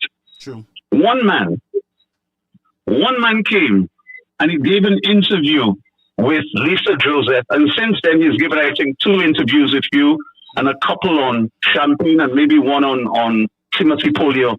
And he has caused the government to make changes. Yeah. And he's not even from St. Lucia. Yep. But we St. Lucians who are directly affected by the nonsense that this government is doing will say nothing. The government comes, gives away all of our ports. I continue to repeat that because this is such, this is such an affront. This is what I call a steal. There is no mathematical or economical or financial justification for giving away our ports under the deal that happened there. Even the secret part of the deal, when we uncover the secret part of that deal, it will still not justify the steal. Yeah. Because it is a literal steal. There is no way $130 million can balance against $1 billion. True.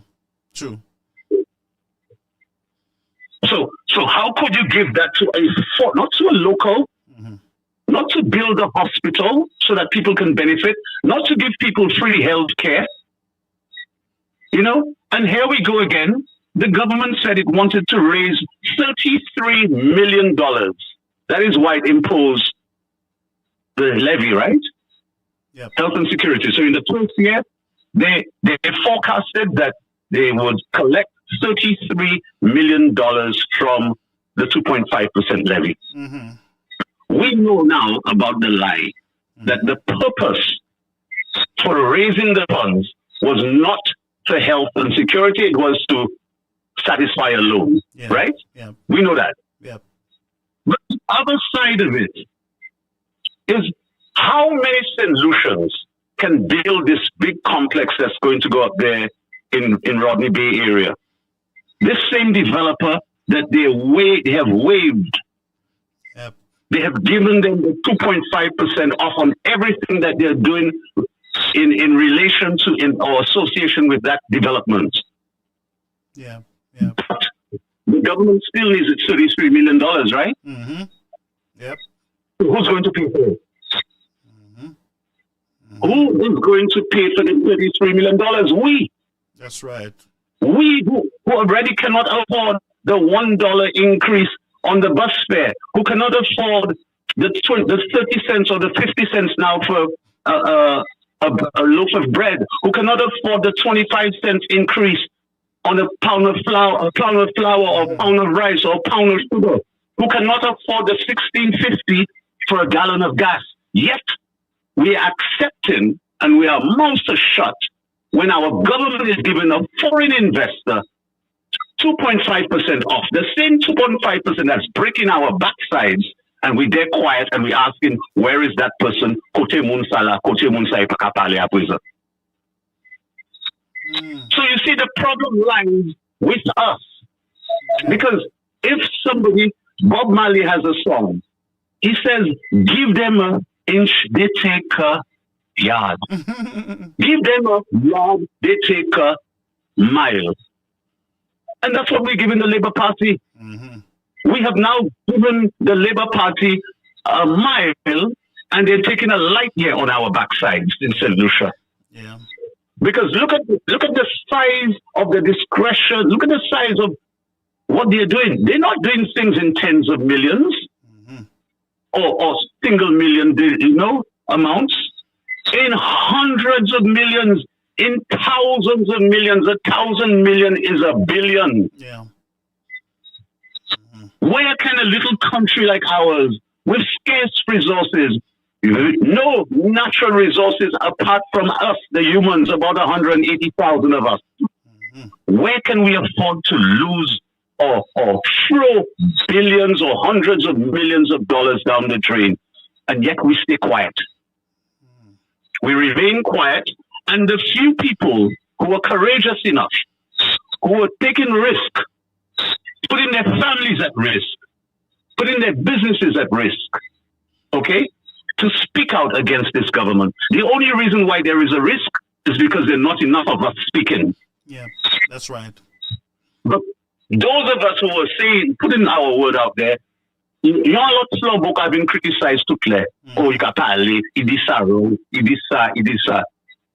So don't talk, they complain. Talk, they don't complain. It looks like solutions love a whip on the backs, especially on some of us UWPs. So my message tonight is to the UWPs.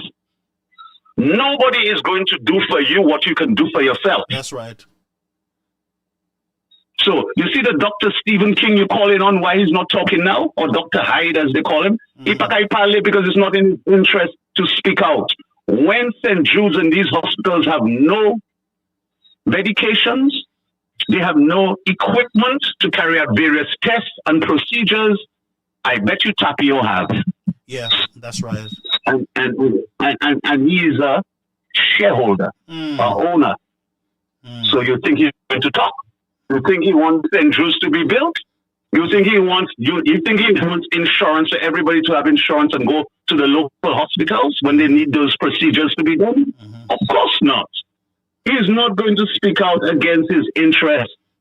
The people at the National Trust, go look and see who they are. As soon as the Labour Party lost the elections in 2016, there was an exodus into the National Trust of Labour Party acts. That's where they went. They created a bastion, a fortress there, and they waged war against the United Workers' Party. And they did so successfully. Because you know why? While they did that, the United Workers' Party stayed quiet. Supporters and ministers. That's right. When they waged war against Guy Joseph and told us so much of that was wrong with Guy Joseph. I mean, it was like, even I sometimes would say, basically, why haven't they arrested Guy Joseph then? So much that Guy Joseph was alleged to have done wrong. Yeah. You know what happened? The United Workers' Party remained quiet. Supporters, members, executives, and fellow ministers, they remained quiet. They never defended him. When Alan Shastney was under the cosh as the Labour Party waged war against him, again, the United Workers' Party remained quiet. Doesn't the United Workers' Party realize by now that remaining quiet is not in our interest? No, you got to speak up. No. Yeah. So my message to the United Workers' Party, as I was started off by saying a while ago, nobody is going to do for you, my brothers and sisters, what you are not prepared to do for yourself. Don't look for people to be your spokesmen and women. Speak up and speak out for yourself. The more of us who speak out against the indignities, the wrongdoings, the corruption, the victimization, the incompetence of this government, it is the less of those bad things that they're doing that are going to occur. Thank you. Don't just say that you're going to pray and those are going to happen. This is not biblical times anymore. God helps those who helps themselves, who tries at least to help themselves. So you want to see those things that are happening, not happening in this country? Stand up against what's happening in this country. Speak out against what's happening in this country. Stop being coward. We were not born cowards. We are the people that fought against slavery. We had heroes like Flo Boisgalier fighting on the Pitons, the Negmaon, who won the Battle of Rabat and put up a flag on 1795 at the fort in Castries, Montfortune, declaring independence for the people of St. Lucia for the first time. Yeah. So stop being cowards, man, UWP, and do it. Yeah, man. Thank you so much. That was a beautiful call, friends. Let me just read. Somebody placed on Caribbean American News, I think it's Bernard Haynes, a scorecard of achievement for the SLP after 3 years. I'm going to read it for you, friends, and you will advise me, okay? So let's go on. The first one he has here, this is Bernard Haynes responding to Bernadette Xavier. We'll take that call. Okay, let's take the call now, and then we'll go into the scorecard. All right, so we're going to take this call, and then we'll go into the scorecard of the SLP. Caller, you on the air, Caribbean American News Media Platform. Good evening, Brother Garfield. How are you doing? Good evening. Not bad at all, thank God. Good program as usual. Thank you. Know, let me congratulate you for the work that you've been doing, Brother Garfield. You know, the selfless work that you've been doing on behalf of your country. And you have to be applauded. It takes courage. It takes a lot of fortitude, testicular fortitude to do what you're doing. Yep. And you know, sometimes it's not when persons leave us or depart that we have to give them the flowers. Let us give them the flowers while they're on earth and they're living. So I want to say to you this evening, thank you very much for what you're doing and continuing to do.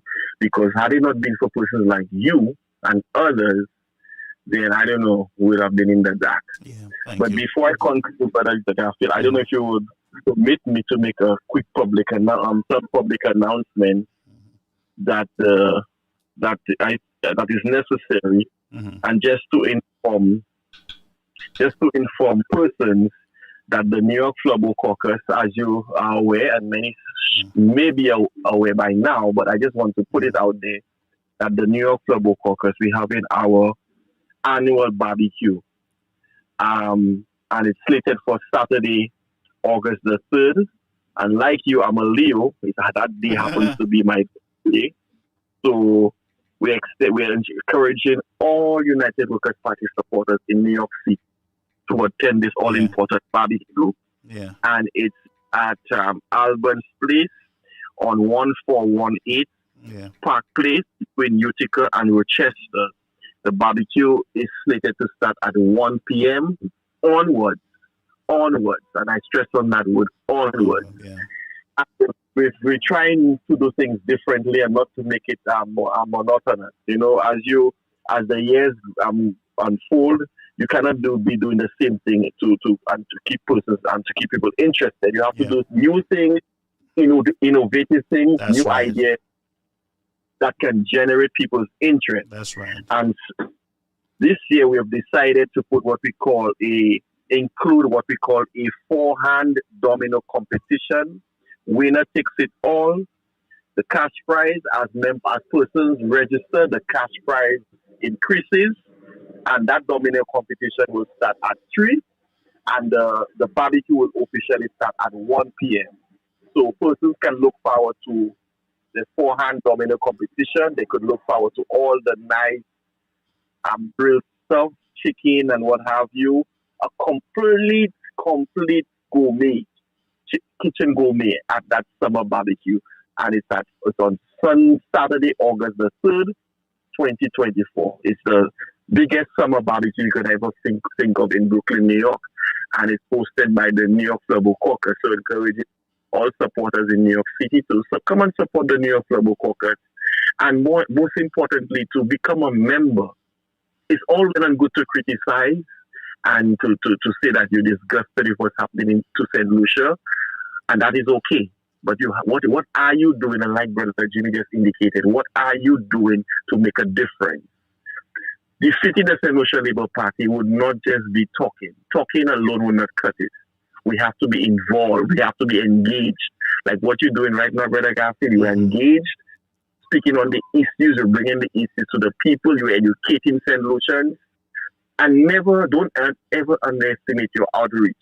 People, you have been viewed and listened to by the thousands, and persons have high regard for you. And so, persons in New York City, become a registered member of the New York Flubbo Caucus. Their membership forms right now, as we speak, is $20 per application. Become an official member of the New York Flubbo Caucus and make a difference, because let us not be foolhardy. Let us not be naive to believe that the Labour Party will go down dying. They will go down fighting. Because you see, the slogan, protecting the victory, is very deep. Because the Labour Party has understood that they want to stay in power.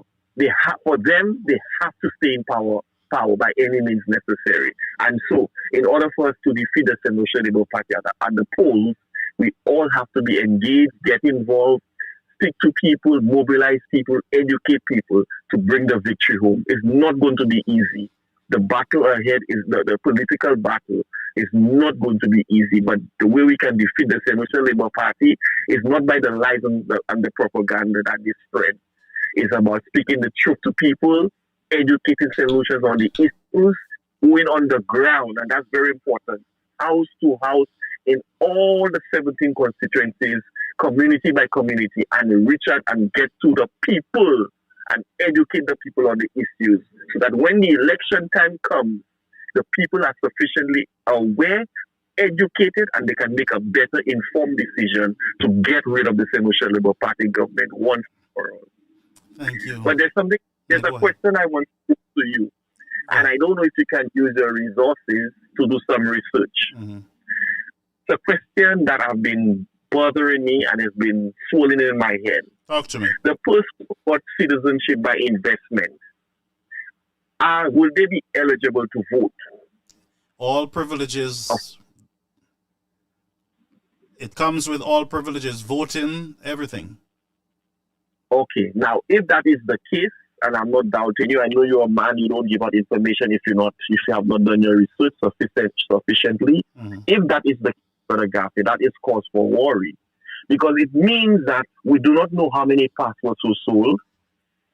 Up to today, Ernest Hill has disrespected the people of Promotional by telling them he must speak to Galaxy to tell us, we the people, our passports, our patrimony, that he has to get permission from Galaxy to tell the Promotional public how much Promotional passports were sold to Galaxy. The police commissioner, Ian, has that information.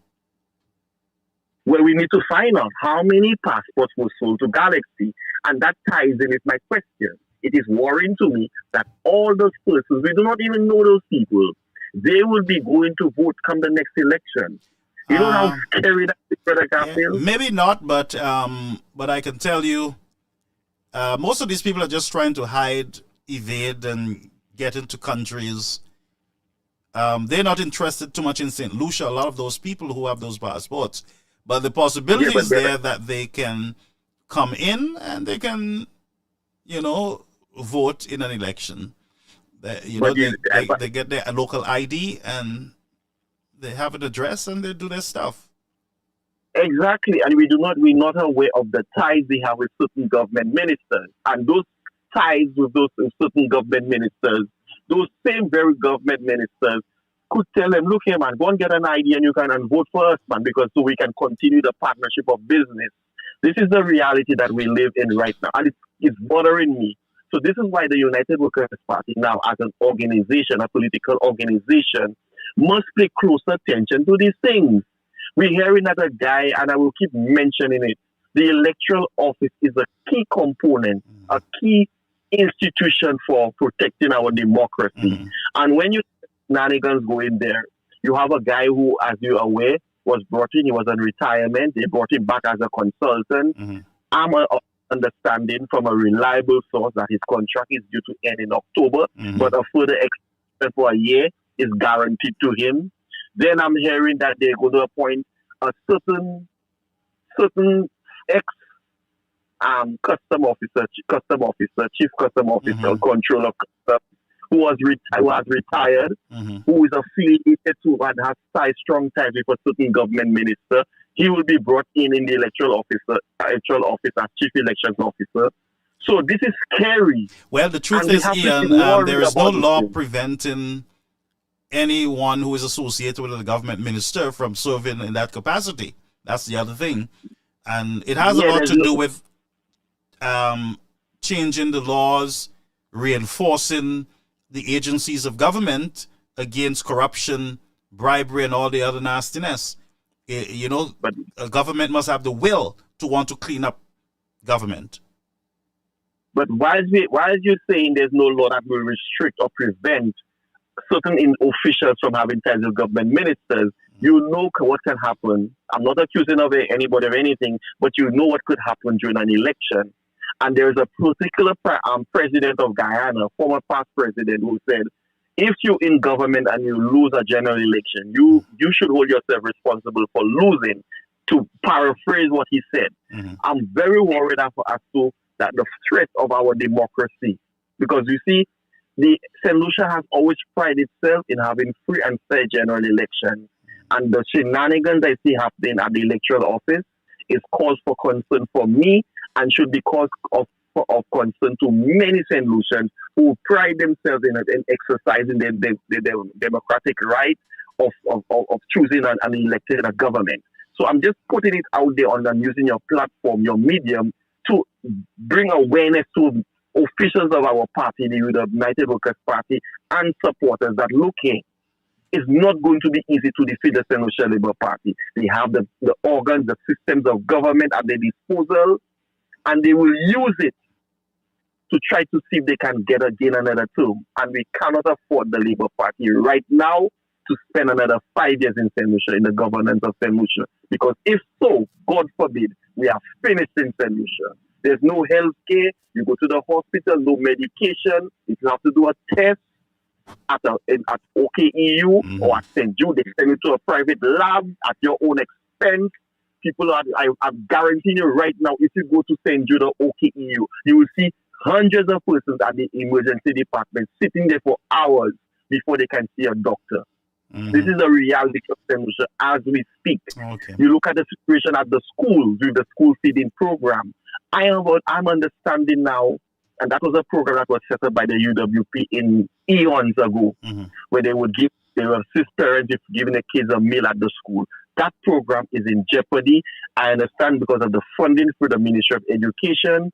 Parents, the schools now have to be rationing the meals, giving the kids the same meals over and over. And it's just a mess. Our country right now, Brother Garfield, with all honesty, is in a mess.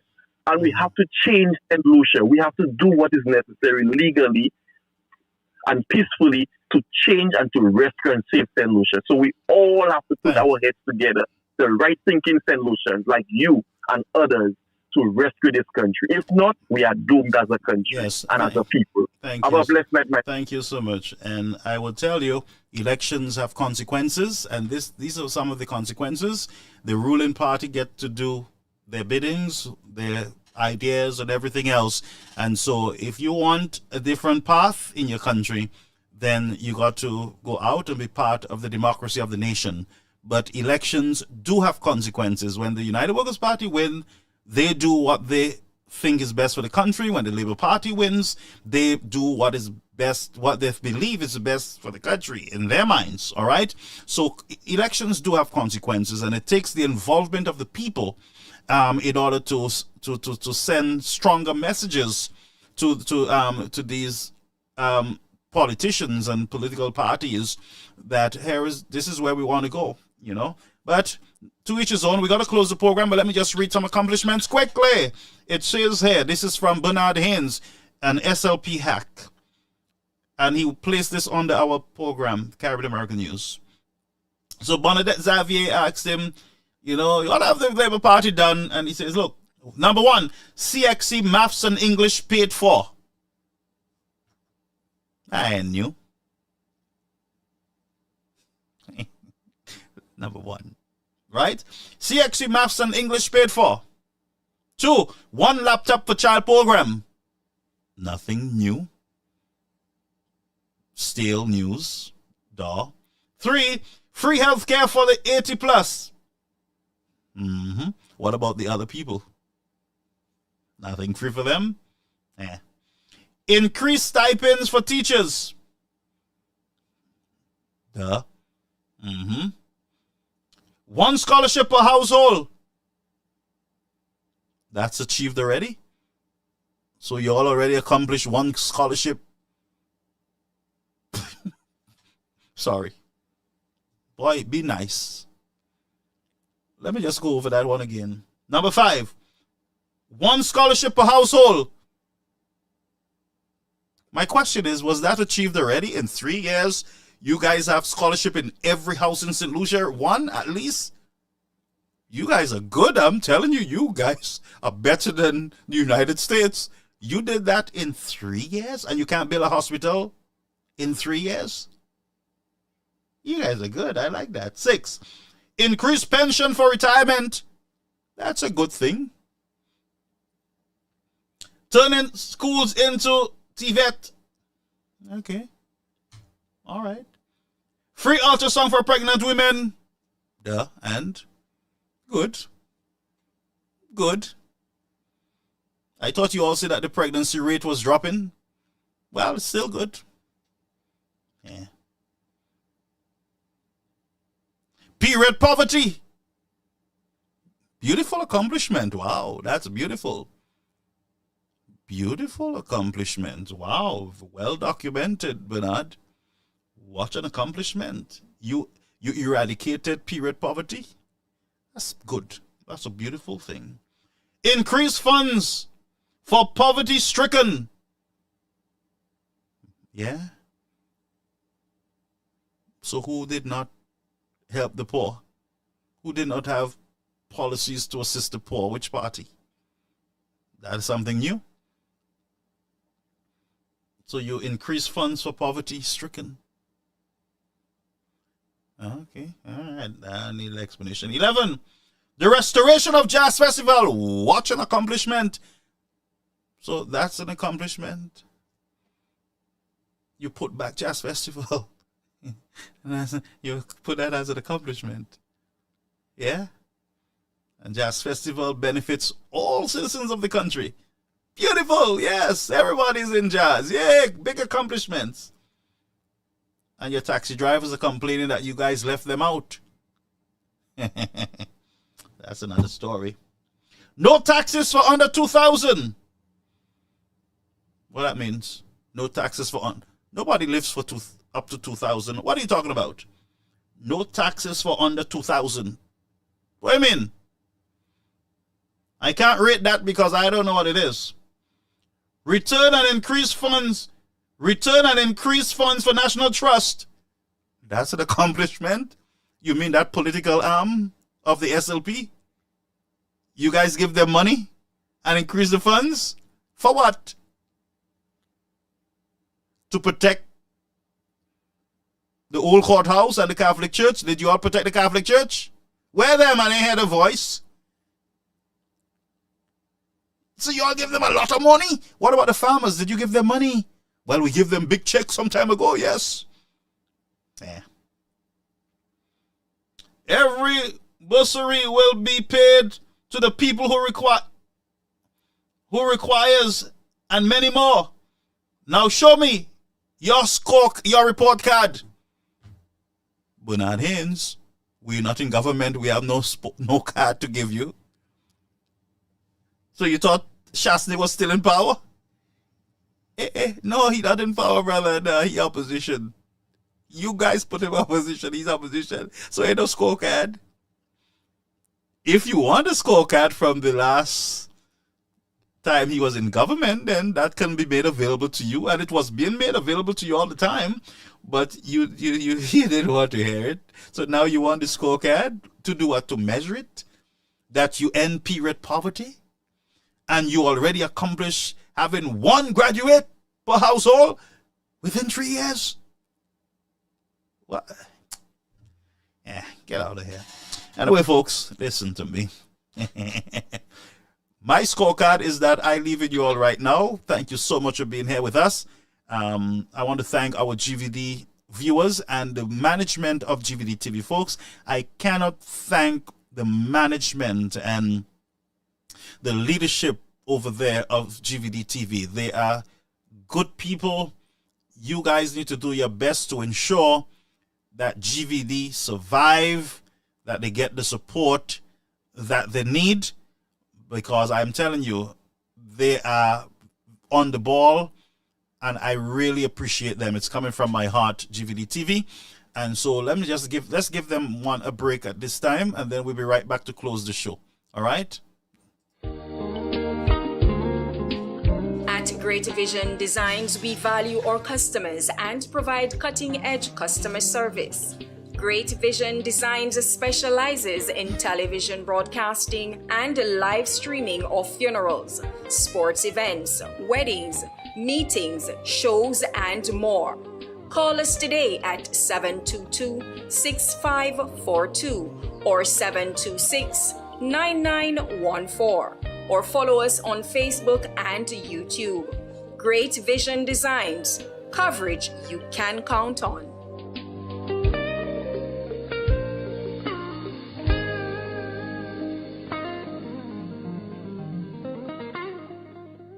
All right, so I love you, GVD TV. We love you. But let's close the program. We can't close without our friend. Hey, why is me? A big story. A big story. I must apologize to elderly people. A big story. Philip J. Pierre attacked elderly people and tell. A big story. A big story. I must apologize to elderly people. A big story. Philip J. Pierre attacked elderly people and tell. A big story. A big story. I must apologize to elderly people. A big story. Philip J. Sorry. The people are asking for Anson. I had already removed it from the system. We'll put it back if you like it. Some of you, we'll have to have a little poll to see which you prefer, Philip or Anson. Which one is better for you guys? Just let me know. But don't pappy show my friend Anson. Leave him alone. All right? Y'all deal with your prime minister. Leave my friend Anson alone, all right? Not tonight. We're not troubling Anson tonight. That's my friend. He's mature. That's why I trouble him when I want and how I want. Folks, I want you to have a beautiful night. And thank you so much for being here with us. This has been another Caribbean American News media platform. And so may God bless you. May he watch over you as we depart. May he continue to allow his countenance to shine upon us and give us peace in our homes, peace wheresoever we go, in the name of Jesus. Blessings, my people. Maranatha, remember, whatever you do, Jesus is indeed coming soon. Yes, my friends, he is. Whether you believe it or not, he that will come, and he will never tarry. You better believe it. Good night.